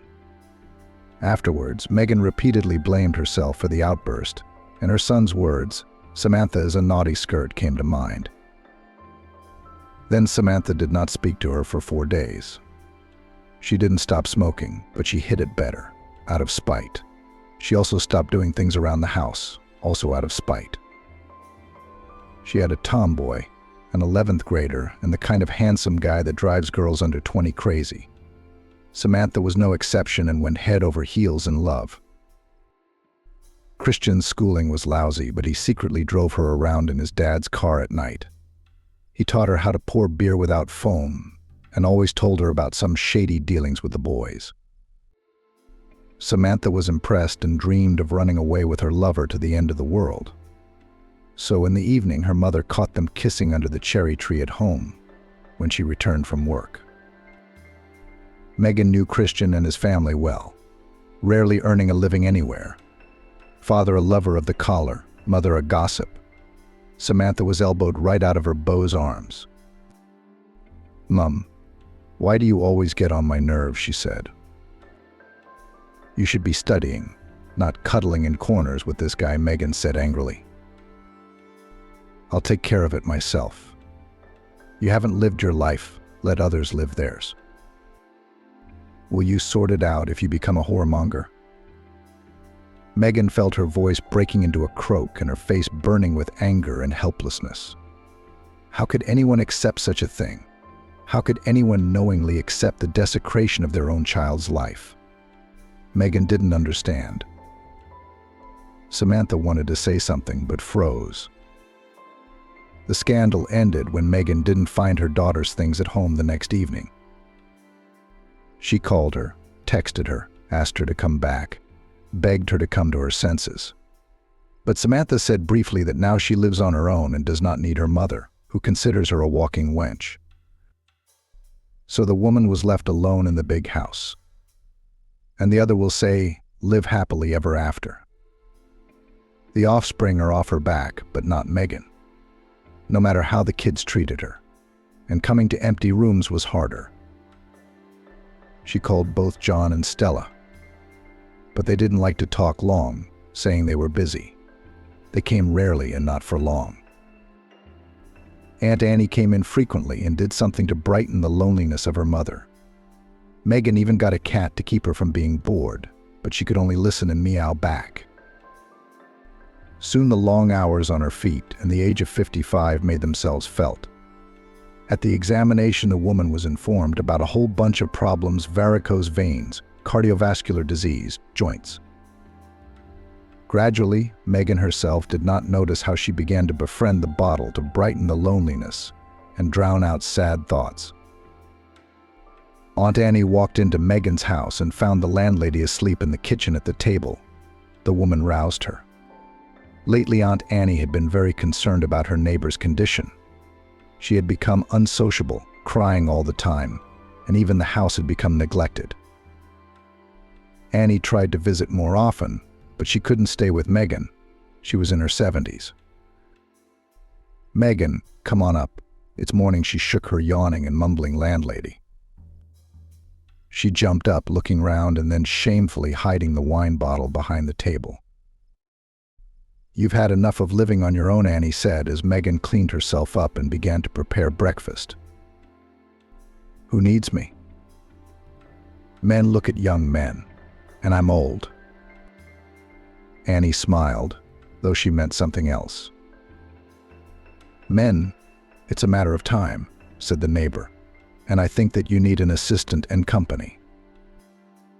"My helpers are gone," Megan sighed, setting down her cocoa. "You're just rushing off the beaten path again." Aunt Annie scolded the woman. "I have an idea how to help you, so you can have more fun without this happening." She kicked an empty bottle under the table. One of Annie's sons often supplied orphanages with goods and other help from concerned compatriots. Orphans on reaching adulthood were supposed to be given flats under a state program, but in practice some waited years for them, and some didn't get them at all, but they had to live somewhere. "There's a girl there, EVA, she was pretty. But she didn't get a flat and had a baby when she was 19. Now she's scrounging around. You know how hard it is to earn money for rented accommodation with children. I feel sorry for the girl." "I don't know where you're going with this, neighbor."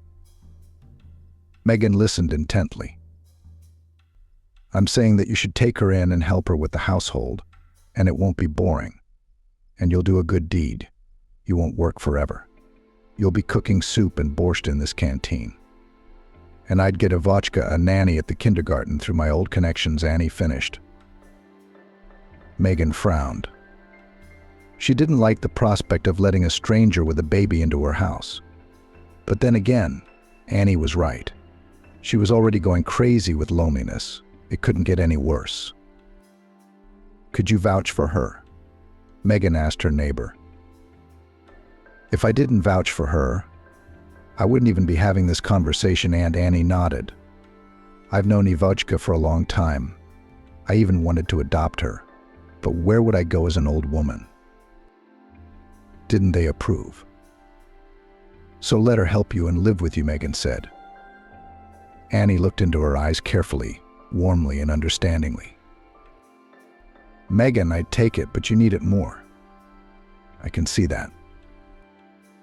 Stella looked irritably at the mud on her new shoes.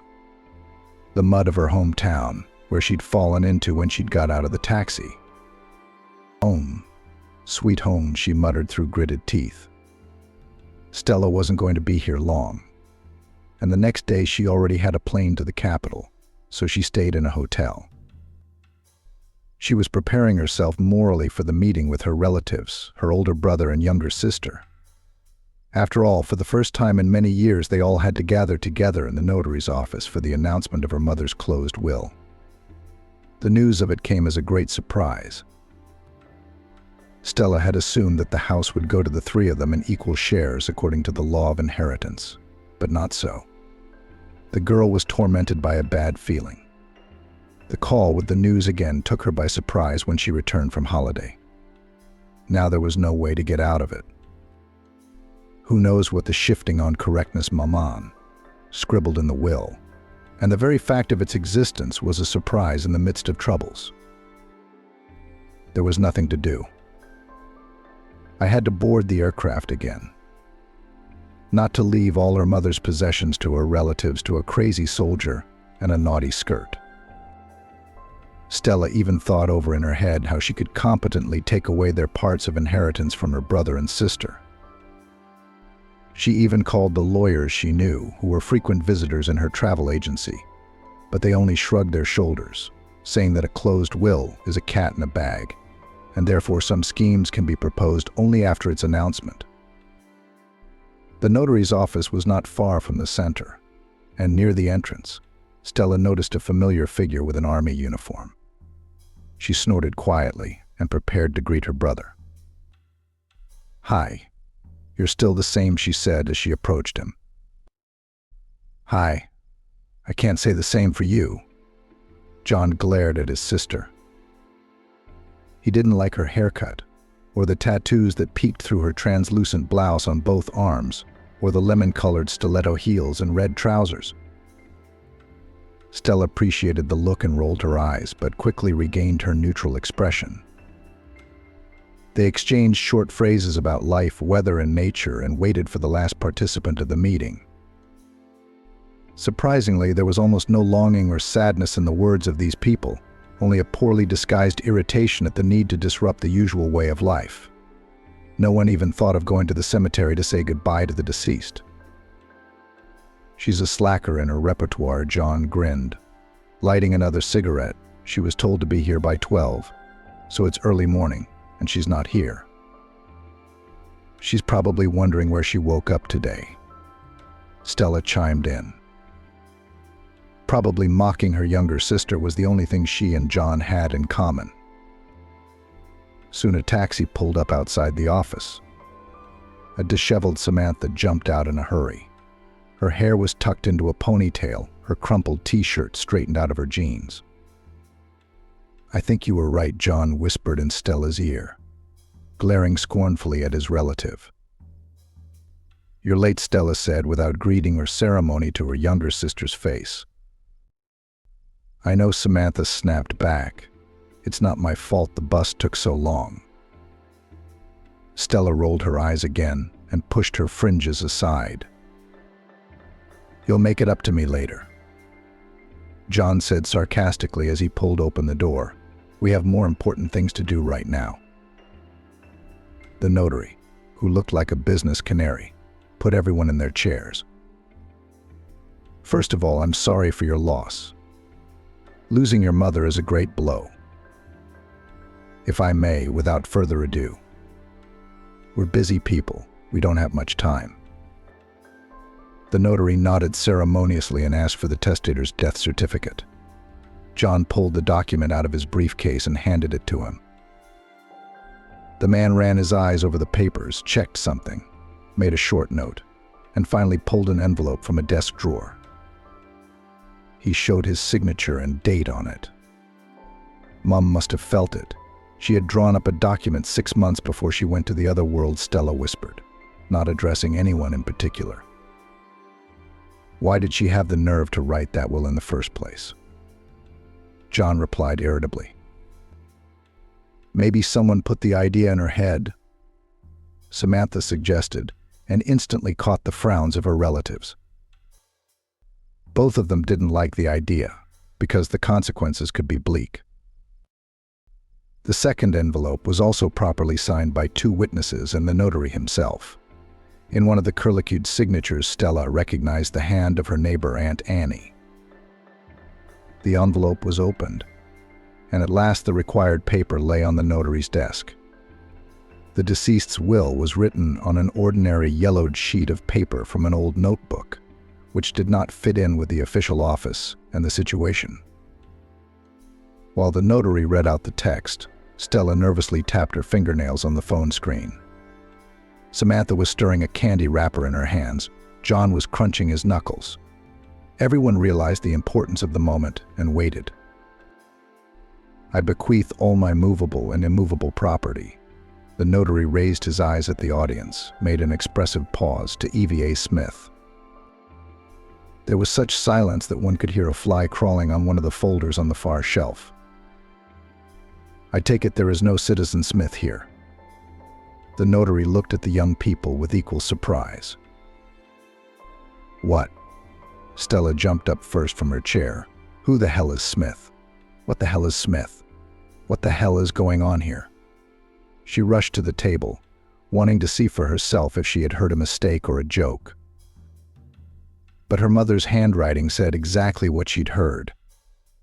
None of the names of the 3 children Megan had put in the will, and the complex signature at the bottom with its many curlicues testified to the genuineness of what she had written. Stella remembered from high school trying to copy it in her diary and failing miserably every time. We won't leave it like that. We'll contest it.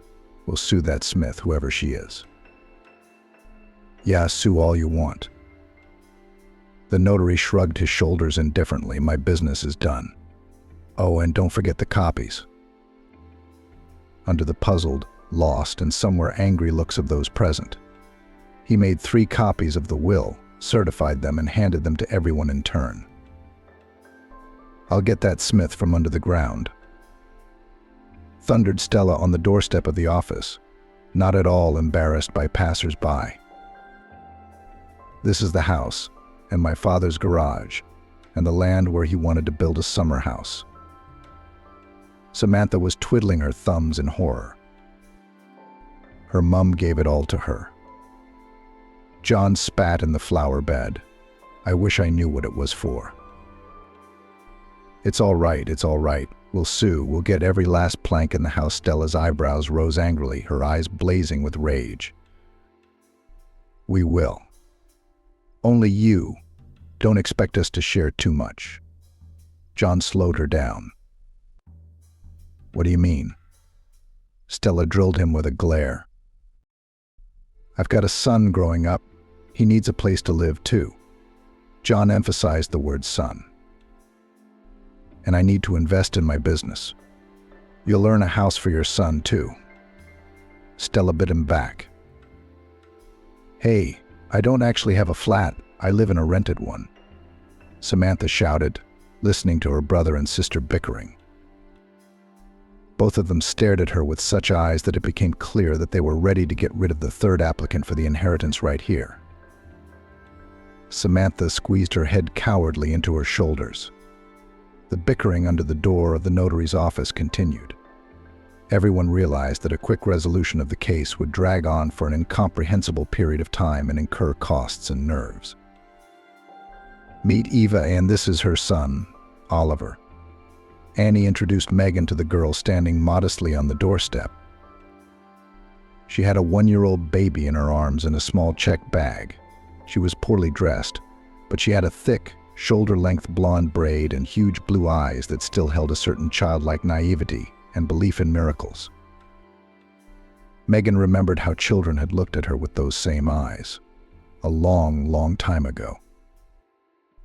Ivachka, you come in, make yourself comfortable. Megan will show you everything.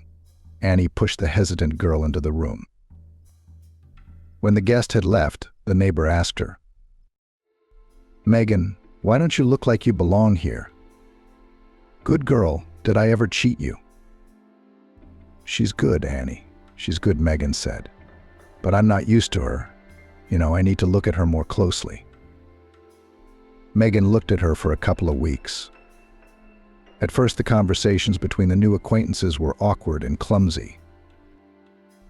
Aunt Annie, as promised, got the girl a job in a kindergarten, where she was happy to go to work. This way she could look after her baby and earn a little money. In the house, Eva did not do much housekeeping, only asked short questions about cleaning and other household trifles. The baby didn't interfere with anything and was quite quiet. The awkwardness was gone, thanks to His Majesty Chance. Megan, I'm back, Eve said loudly as she opened the door. The landlady's shoes were in their place, but she herself could not be heard. The girl cautiously entered the room, placed the cradle with her son on the armchair, and found Megan napping. There were a couple of empty wine bottles on the floor next to the sofa. But Eve rushed over to the woman and began to bring her to her senses. Megan opened her eyes and looked around awkwardly. She had promised herself every day for the past 6 months that she wouldn't buy any more wine, that she wouldn't lock herself in her room and drink until the pinching feeling of emptiness was filled. But when she returned from her shift, her feet carried her to the shop, and her gut demanded relaxation. Megan guessed that Annie had insisted that Eve move in because she knew about her neighbor's addiction and was worried. Also, everyone realized that Megan's children didn't care about her. They were busy with their own lives and would at most put their mother in rehab for a while. "Megan, what are you doing?" EVA looked worriedly into the woman's eyes. "Your blood pressure, your heart isn't right, and you're drinking." Megan staggered back. The girl shamed her, but justifiably so. And then the unexpected happened. The accumulated tension, longing, sadness overflowed the cup and tears spilled out. Megan buried herself in Eva's chest and burst into tears. The girl fell into a stupor for a few seconds, and then embraced the woman and began to affectionately stroke her back and comfort her as if she were a small child. "I always dreamed of having a big family," said the lady of the house, while Eva was pouring tea. "I wanted to be a mum. I played mother's daughter all my childhood, read fairy tales about princesses." Oliver sat in the pram, staring at EVA and Megan. He listened too, occasionally crooning and banging his fist on the side of the stroller. Mum didn't allow her to go out with boys. She taught her to be meek, docile, soft. She told me to take care of myself for my husband. And I looked at them and my father and thought that I would have the same, a warm family atmosphere and respect. A hot dinner in the evenings at a big table. Our table was small though, and our flat was only 2 rooms. Megan sniffed her nose like a schoolgirl. Eve put the cups on the table and sat down on a stool next to her, watching her son, who was starting to fall asleep. I always thought that my husband was a support, a wall, the main and wise one. That's how I lived until I met Alex. I fell madly in love, but I didn't see who. I got pregnant with John. We got married. And then Alex moved us here, to this house, and I realized I was in a fairy tale. The woman grinned and sipped from her mug. Not the fairy tale I'd read, though. I thought I was a princess, but it turned out to be Cinderella. You'd know how much I crawled here on my knees pregnant, scrubbing the floors, washing all the windows and mirrors every day. I cooked 3 dishes with a belly first, second and compote. Eva listened without interrupting. My husband worked, received well, we had enough, but he demanded perfect cleanliness and housekeeping, and I happily plowed like a horse on the domestic barns. I loved him a lot. Caught rare moments of tenderness from him after reproaches for dirty table or unpalatable cutlets. I thought it was my own fault. I didn't work hard enough. I didn't look. Then my son was born and I went into motherhood, began to raise my own joy. Only bad things stick easier and faster. We all know, and instead of a good son grew a copy of her husband, who thought that a woman should only. Oh, his poor wife now, poor girl. How guilty I feel for her.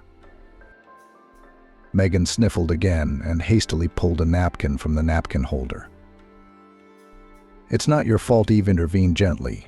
"You did everything you could to make the child happy. Bad example and bad upbringing played a part. I wanted to raise my son to be a noble, kind and fair man like his grandfather," Megan explained with a sigh. "It's a shame he spent so little time with his grandson and left early. If only it had been different, if only it had been. My love, care, and involvement were taken for granted by my husband and later by my son. I realized this many, many years later. I didn't see my mistakes then and made the same mistakes with my daughters." Oliver dozed ludicrously in the pram, arms outstretched. Megan stood up to cover the baby with the blanket. Eva didn't bother her. When I got pregnant with Stella, my husband demanded I contribute to the family budget. So I ran headlong into a job. We're a family. But mentally, he ate me up every single day. And then I found out he was cheating. I cried to my mom, looking for support. She said that everyone has such patience, The main thing is children. He'll take a walk and come back. That's how I learned that my own father wasn't such a noble man. Just my mother was wise and did everything to make me see the perfect picture. It was already getting dark outside the window. A fine October rain began to pour down the panes. The neighbors 2 houses away had a rooster crowing loudly for some reason. EVA drew the curtains and carefully carried Oliver, who had fallen asleep, into his room to put him to bed, promising that she would be back soon. When the new neighbor tiptoed carefully into the kitchen, Megan was already making tea for the second time. And I did a new stupid thing, the landlady continued. I forgave him, just like my mother said. Why? I was young, naive, only 26 years old. My husband realized that he had complete power over me and could go unpunished in any situation. He nagged for every speck, for crumpled laundry, for the mess of children. And I obediently tolerated and only scolded myself, that bad mistress, bad mother, bad as a woman. And then the 3rd pregnancy, I decided to leave, hoping for miracles once again. But no. In bringing up the girls, my husband was stricter, scolded for any disobedience, even the very tiny Samantha, and for some reason I gave in. I clogged their heads with marriage, correctness, wisdom, femininity. Oh, if only I'd realized sooner, if only I'd realized. Megan made eyes at the ceiling and often stopping the tears that had returned on her lashes. And when her husband crashed with his mistress, as I found out later, it was as if the rope around my neck had loosened. I wondered myself that I should be sad and crying, but I wasn't. Even though I had to work harder, I was glad, but for now only that no one else would come to my bed from under someone else's skirt. Quiet humiliation went away and my eyes began to clear, but I still lived indoctrinated by my mother. A woman needs a family, a loving husband, her own corner. I tried to instill that in my daughters. I got so far that now they both see me as an enemy, and my son as a second-class man. Eve moved closer and lightly hugged Megan, whose shoulders were shaking. I wanted so much to raise sweet, affectionate girls, but with my impositions I've raised an egoist and a walker. Do you know, Avochka, what is the saddest thing in this story? She looked up at the girl. I realized my mistakes only when they all left. And I'm old and alone and none of them need me. Megan, don't be so nervous. Eve's calm strokes on her back were soothing. All people make mistakes, but there are no mistakes that can't be corrected. You did what you knew how to do. You loved and cared for them as best you could and knew how. I'm sure it's worth talking to everyone and everything can still be saved. Oh, my dear, do you think I didn't try when the realization hit me? Megan sighed. I called. I wrote. I invited them to visit. They waved me off, said they were busy. The only thing I got was a couple of meetings with my grandson and money for medicine and doctors. I decided to go to them myself, but they stopped me. I tolerated, tried to understand, to justify them, but I knew I was deceiving myself. I was burned by this feeling of helplessness before those whom I myself created. And I broke down. Yes, I started to drink. It's the only way I can dull for a little while the pain of not being needed by my children. All your life you have given yourself and your joy to those around you, husband, children, strangers. Were you ever really happy? Eva asked cautiously. I don't remember.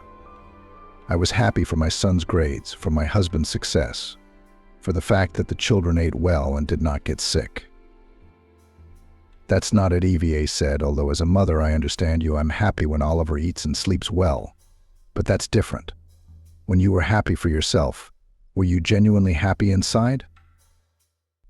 This time Megan was silent for a long time, trying to search her memory for such a long-forgotten feeling, and found it only in childhood, when her mother brought her a small kitten from work.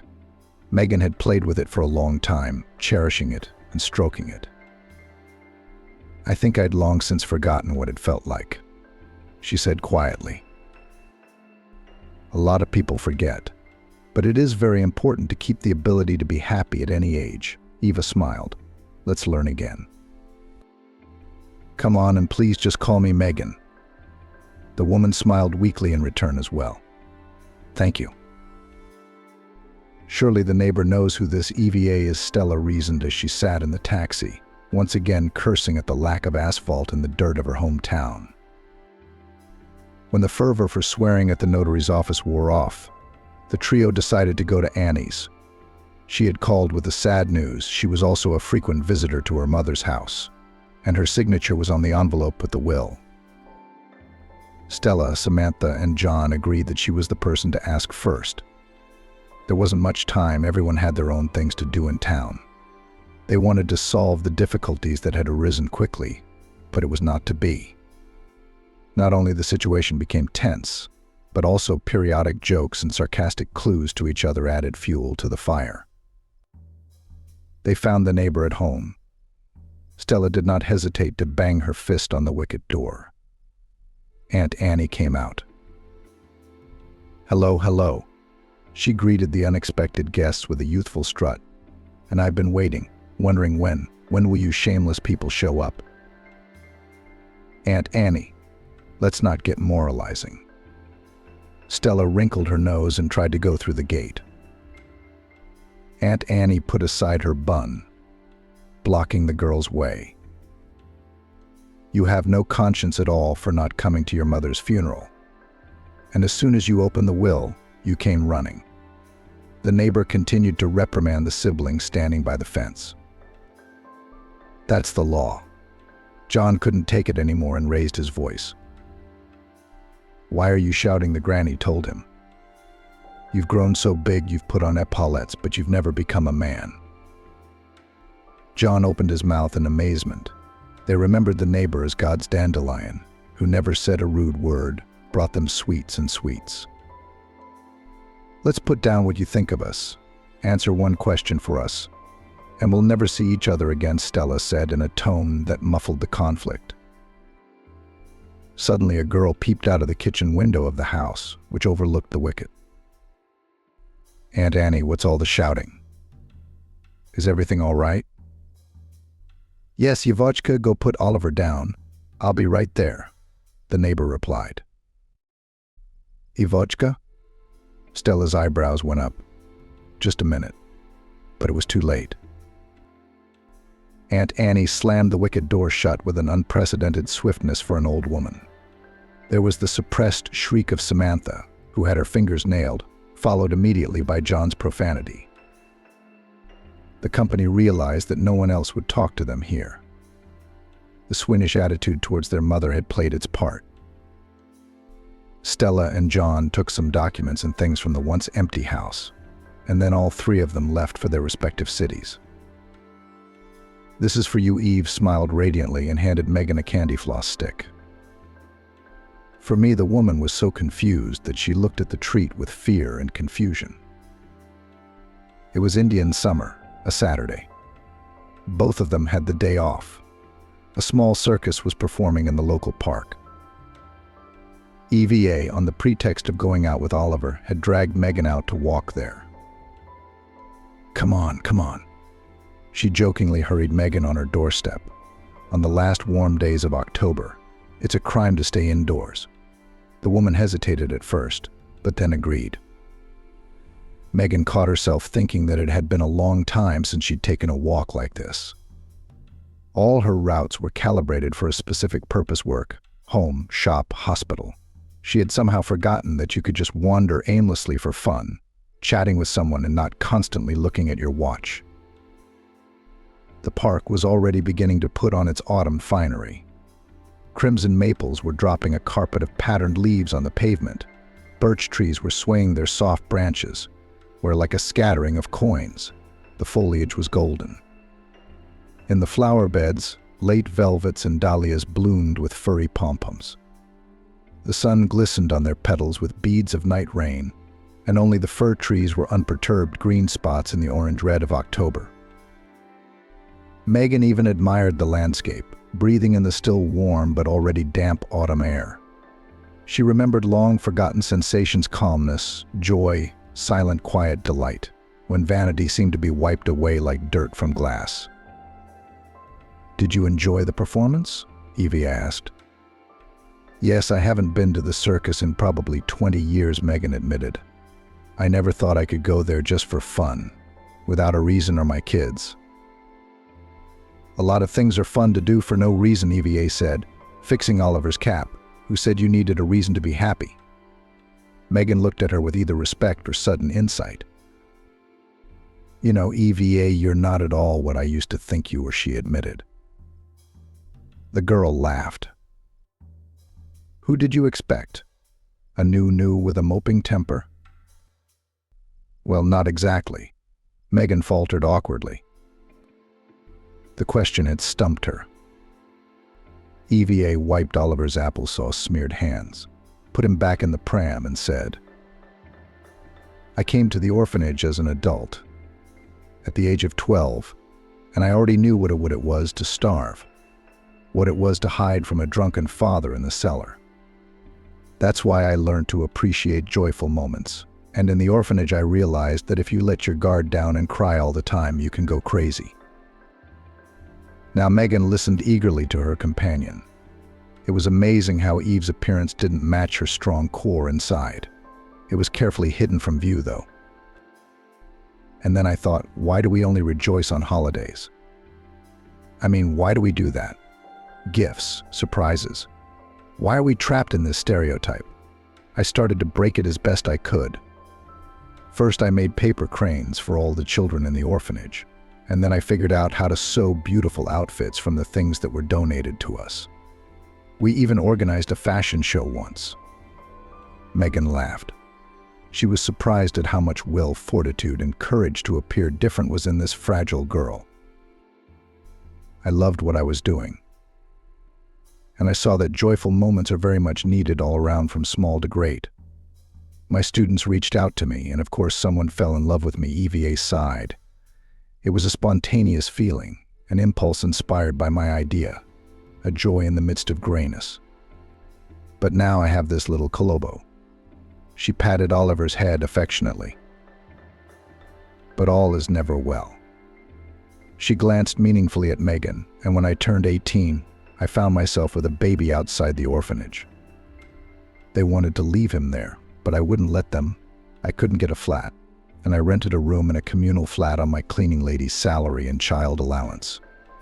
That's how I realized to the fullest extent how important it is to be happy that you just live, and perhaps help others to live. Is that why you went to work with the kids? Megan suddenly guessed. Yes, Eva nodded. Children still know how to enjoy the little things.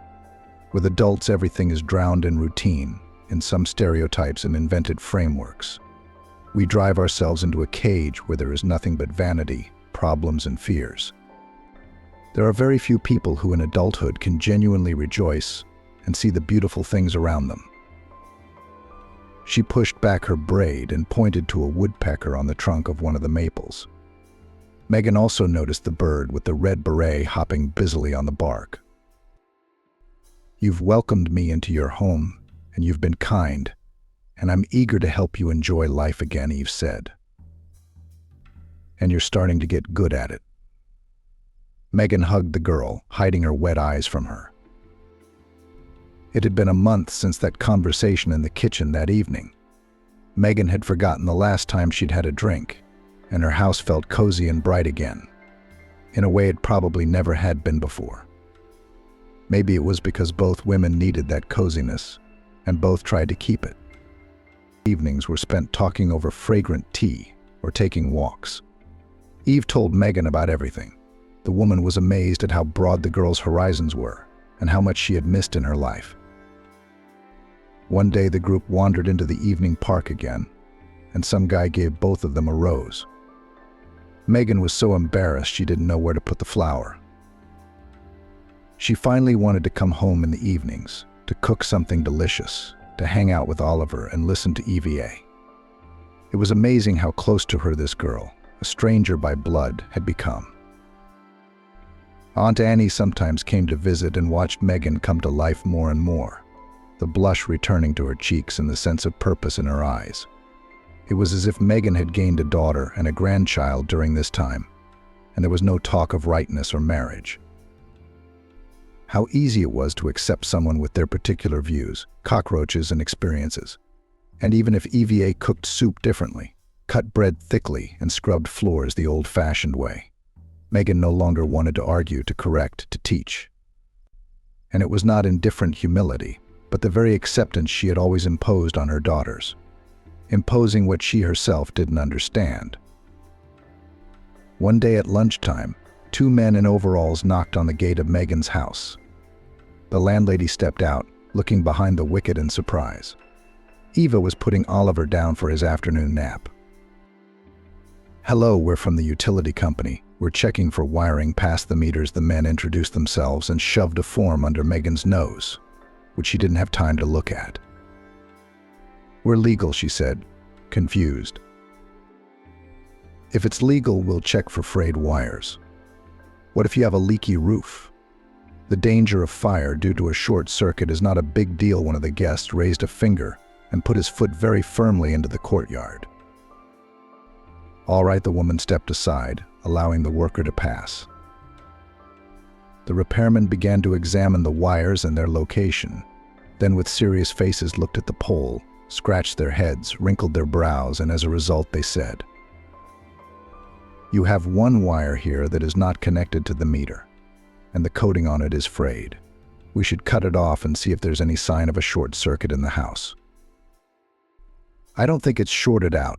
The TV's working. The light bulbs are intact." Megan shrugged. "You can tell the firemen the same thing later," one of the men said indifferently. The woman had no choice but to let the workers into the house, and they began to do a lot of work there. They started climbing along the sockets, picking at the lamps, looking into the switchboard, examining how the wires were laid, without even taking off their muddy boots. Megan just sighed with a palm resting on her cheek in the corridor.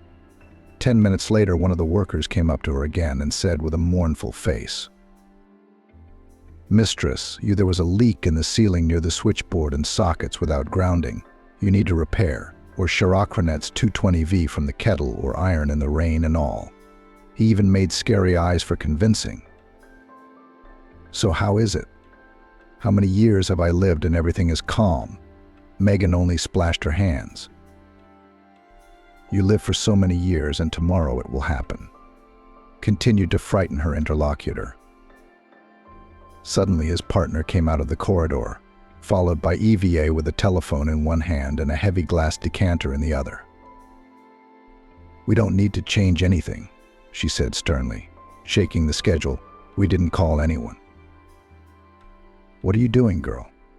"We've come to fix the malfunctions," waved his hands at a man in blue overalls. "Troubleshooting that you just invented yourself.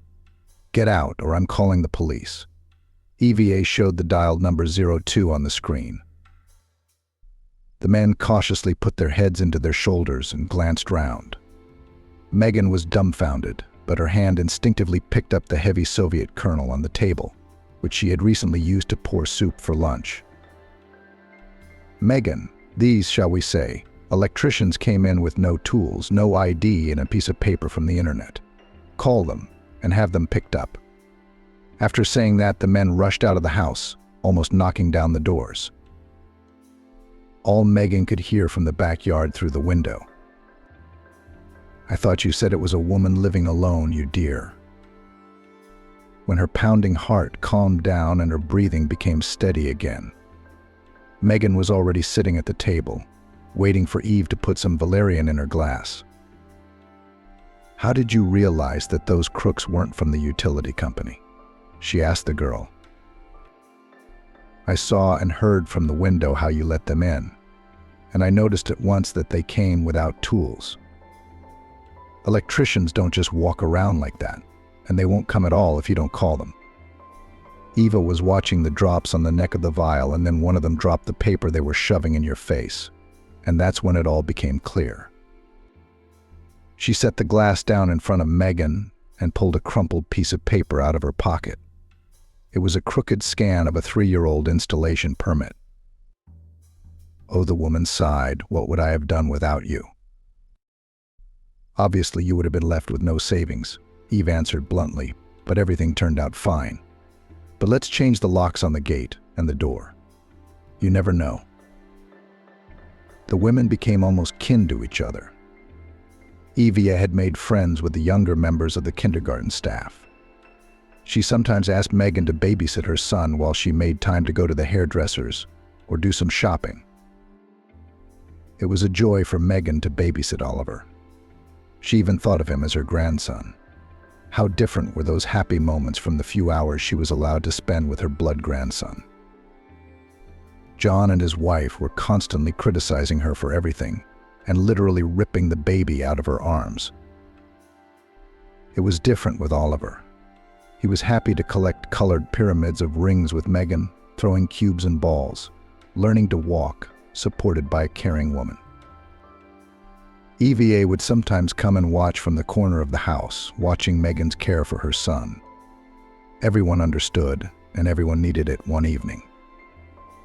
The girl walked into the kitchen to take the baby from the lady of the house and noticed a slight sadness on her face. "What's wrong, Megan?" Eve asked worriedly. "Oh, EVA, my heart aches for my own children." Megan sighed. "I wish we could communicate with them like we do with you. About everything in the world, at least on the phone. They haven't called or written in 6 months. Samantha ignores me completely." Eve thought about it.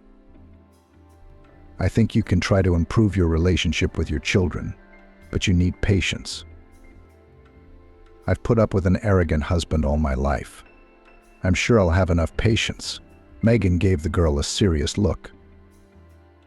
To pick up the phone and write to the children, these thoughts caused in the woman a stupor and fear of a new refusal to contact her loved ones.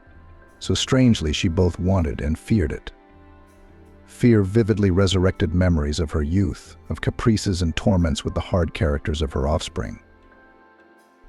And then Megan pushed the heavy thoughts out with an effort and began to remember the autumn walk in the park and after the circus show. She imagined walking like that with Stella or Samantha. Finally, having tuned in enough, Megan dialed her eldest daughter's phone. "Hello," Stella's voice came through after a series of long beeps. "Hello, Stella." Megan exhaled, gathering her strength. "How are you doing?" "I'm fine. Why are you calling?" Her daughter's voice became suspicious. "Do you want money for the doctor or something?" "No, daughter, I just want to talk to you." The woman swallowed. "Well, you talk. I'm listening," agreed on the other end of the phone. Something rustled in the phone. A knowledgeable person would have immediately realized that the call had been put on speakerphone. "Stella, you and I have never understood each other," Megan began. "It's probably my fault. I forced things on you that I was unhappy with without realizing it. Please forgive me, but now I realize my mistake and I want to know how you live and breathe. I want us to be able to talk like girlfriends and not hold grudges. Is that okay with you?" There were clicks, distant mutterings, rustling. "Why are you talking to your girlfriends?" Stella's voice came from somewhere, as if from far away. Did Aunt Annie come? Or what? Then it became clear that the girl is settling some work issues on another phone. "Yeah, we're chatting." Megan's lips quivered. "Bye, daughter." She pressed the cancel button and cried, covering her face. Eve rushed to comfort the poor woman, but she sobbed like a wounded animal. "Oh, I'm an old fool for hoping for a miracle," Megan scolded herself through her sobs. "Who needs me with my morals?" "I do, let's try again." Megan looked at her dejectedly, smearing her tears. "A little later, right?" Eve corrected herself, nodding cautiously. The frustration and sadness left Megan alone only towards evening. She realized that one attempt wasn't enough, that more would be needed, and already the first one had stabbed at her soul. It was even scary to call John. He was the most callous and cold-blooded of the three. The woman didn't even know what words to choose for such an important conversation with her son. Only Eve's closeness, her support, sincerity, and participation gave Megan strength and determination. John picked up the phone immediately, unlike Stella. His clear, service-chiseled hello rang through the house, even from the tiny speaker. "Hi, son." Megan began. I wanted to. "Mum." "Hurry up," John interrupted her irritably. "I've got things to do." "What's up?" "Nothing. Nothing." The woman lowered her eyes sadly. "I'll leave you to it." "Yeah, go ahead," came from the other end. "We'll try again later. We can't give up." Eva comfortingly took Megan's palm in her hands. The woman was no longer crying after the second call, but her eyes were filled with resignation. "Ivachka, I don't think it's any use. They're adults, and they've been used to ignoring me for so long that it's too late to re-educate them." "And your youngest, Samantha? Is she a little older than me?" Eve wondered. "I don't know her contacts," Megan said. Embarrassed for some reason, she blocked me everywhere after the fight. "All I know is that she lives in the city and is studying, I think." "Well, there had to be some kind of communication channel, right?" Eve wouldn't stop. Suddenly, Megan jumped up and hurried into the room, muttering something. She rummaged through the dresser for a long time, then pulled out a dusty diary. Among the recipe entries on proper cotton washing and phone numbers, the woman found her daughter's email address. She used to use this address at school back in the day. Megan pointed to the corner of the page. "I can't believe I didn't remember before." "It's better than nothing," Evie said. "We'll think of something to write tonight. In the meantime, why don't we go get some ice cream?" "Ice cream in December?" Megan smiled. "Why not?" Eve winked at her. "Who says we can't? You'll be in a better mood in no time. Just what the doctor ordered on a gloomy day like this." She went into the freezer for a batch of ice cream. Megan watched with a cheek resting against her cheek. She realized that Eva was trying her best to keep her spirits up, but her motherly heart would still ache. Even though Eva had become like her own daughter, she couldn't undo the mistakes of the past on her own. It's amazing how sometimes common troubles pull together and try on even sworn enemies. After returning to their respective towns, Stella, Samantha, and John started a general chat room where they discussed the issues with contesting the will. It took a couple of weeks to figure out Eve's identity and get the outside story. Albeit with a creak, the company agreed to split the inheritance exactly 3 ways. Nevertheless, Stella pestered the lawyer with questions about how to legally get the most of it. The poor boy already regretted that he had tangled with her, and mentally cursed all the gods who once invented the court and inheritance. "This is Evka, an orphan with a litter," Stella broadcasted in the voice message.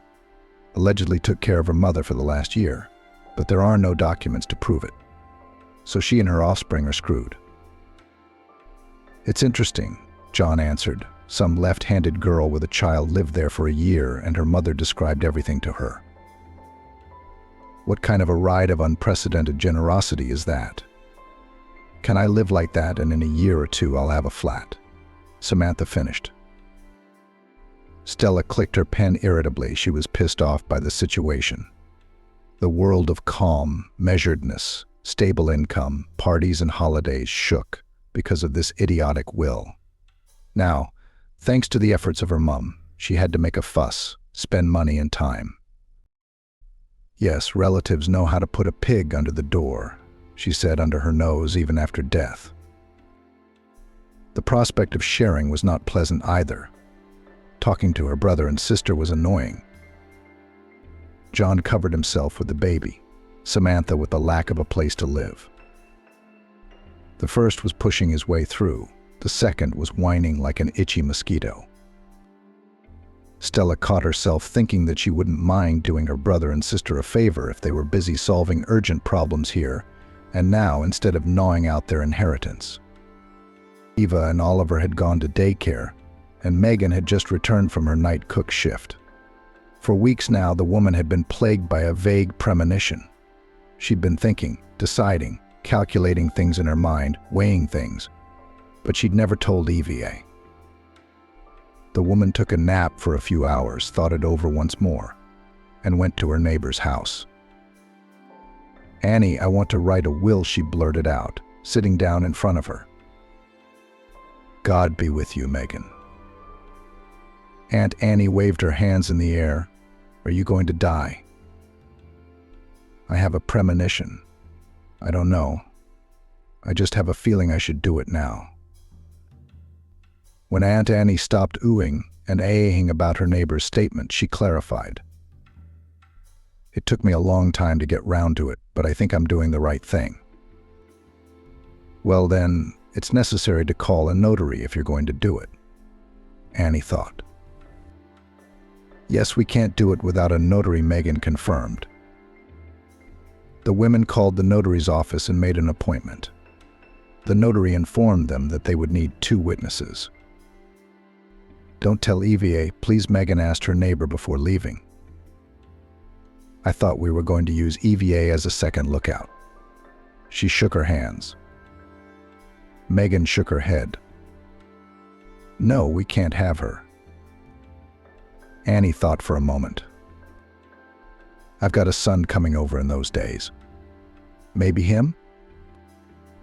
Megan agreed, nodded, said goodbye to her neighbor, and went home with a slightly relieved heart. The day before, she had spent a long time composing something else, an email to her youngest daughter. She wrote a bunch of pages, scribbled, wrote again, scribbled. Then with difficulty, she created a mailbox with Eve's help and slowly retyped the text onto the screen. It had been a week since she'd sent it, but her inbox was just as sad and empty. Evie had said that sooner or later her daughter would respond with something, a single word. Megan tried to believe. She generally tried to notice more good things around her. It had become an acute daily necessity on the way to getting rid of the enormous guilt and resentment she felt toward herself, her children, and life. And at times Megan felt she was succeeding. In the flight of a swift, in the glint of a puddle in the sun, in the warmth of a mug of fragrant tea passed from hand to hand, she gathered the grains of her medicine. And close by was the one who always supported and protected the fragility of the recovering soul. Stella enlisted all her connections and hired the best lawyer available to challenge her mother's will as soon as possible. It took several months, but the girl got her way. In court confirmed that as direct heirs of the first turn of the native children of the deceased, the 3 of them, Stella, John, and Samantha, have legal rights to receive all the property of the mother. However, the second part of the plan could not be realized. The inheritance was awarded equally to each of them. Nothing. Stella rubbed her hands together as she left the courtroom. "We'll use our own methods here." The main thing is that the sneaky orphan was left with nothing. The bossy head of the travel agency was accustomed to do so when legal methods were exhausted. A couple of conversations hit the right pain points, scare her, gather dirt. Who cares how she gets what she wants? John and Samantha didn't attend the trial. The first referred to the service, the second on the cost of traveling. Stella alone represented the interests of the 3, though the interest here was rather entirely hers. The relatives were notified of the entry into the inheritance by registered letters from the lawyer. The girl thought over ways of action, how to force the fools, brother and sister, to sell the mother's property as soon as possible, so as to hide from them part of the income from the transaction. Stella's plans were Napoleonic. She had long yearned to open a second branch of the agency, to exchange her 1-bedroom for a 2-bedroom closer to the center, and what to say, to run away to the States. Neither a fair division of money nor the welfare of relatives, Stella did not care what was to say about a strange girl with a strange child. Neither EVA nor Aunt Annie attended the trial. The old woman and the young mother had no opportunity to go to the capital, although they knew what was happening. EVA was taken aback when she learned that Megan had left her all her possessions. The girl was very confused. She experienced 2 shocks in a month, first from Megan's death, then from her will. The woman passed away in her sleep, having had a heart attack. Eva found the one on her bed when she got home from work. It was 2 months after the will was written. Megan had a feeling, and she wasn't wrong, unfortunately. Where the hell is that damned abstract? Samantha muttered irritably to herself as she picked at the bowels of her laptop. The previous day she had been given a study assignment, and she remembered that at school she had prepared a big report on a similar topic.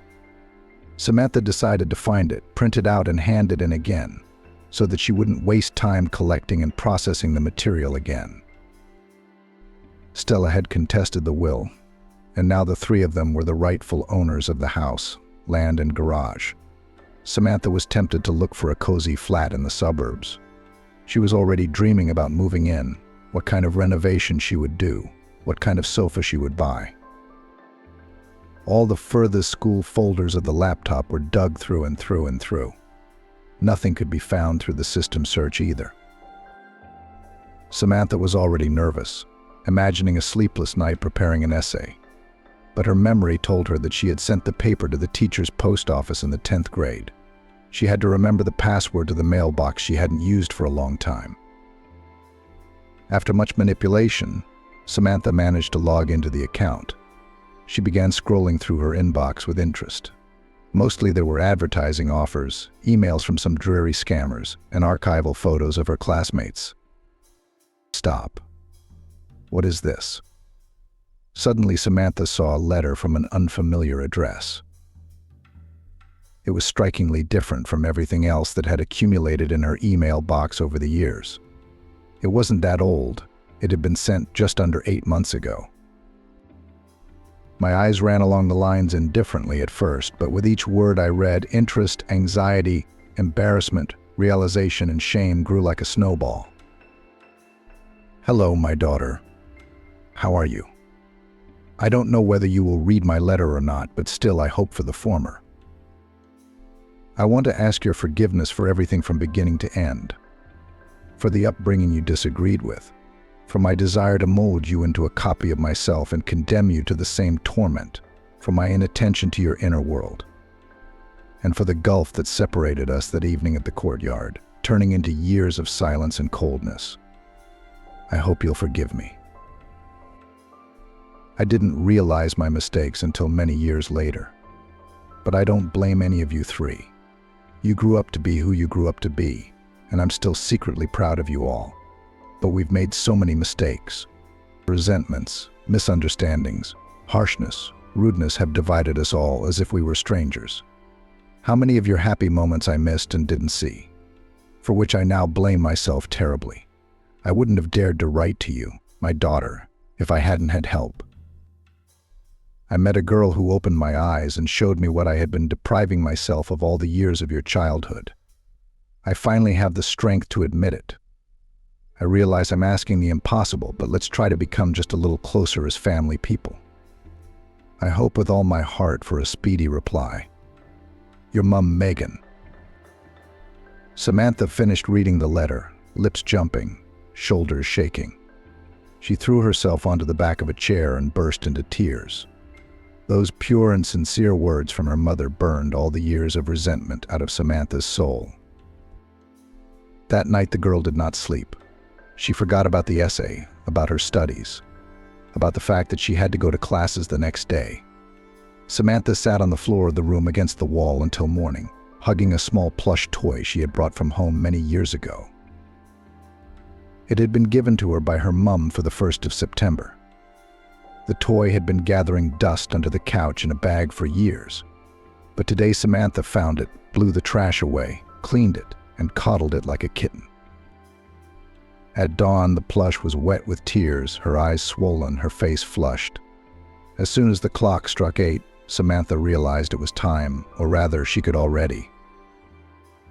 She frantically flipped through the phone book, looking for Aunt Annie's number. When she found it, she called the older woman, apologized repeatedly, and struggled to get Evie's number. Her fingers trembled. Samantha exhaled, hastily wiped a tear from her cheek with the palm of her hand and dialed the numbers. Hello, Eva. You don't know me, but we need to talk. My name is Samantha. I'm Megan's youngest daughter, and I want to give you my share of the inheritance.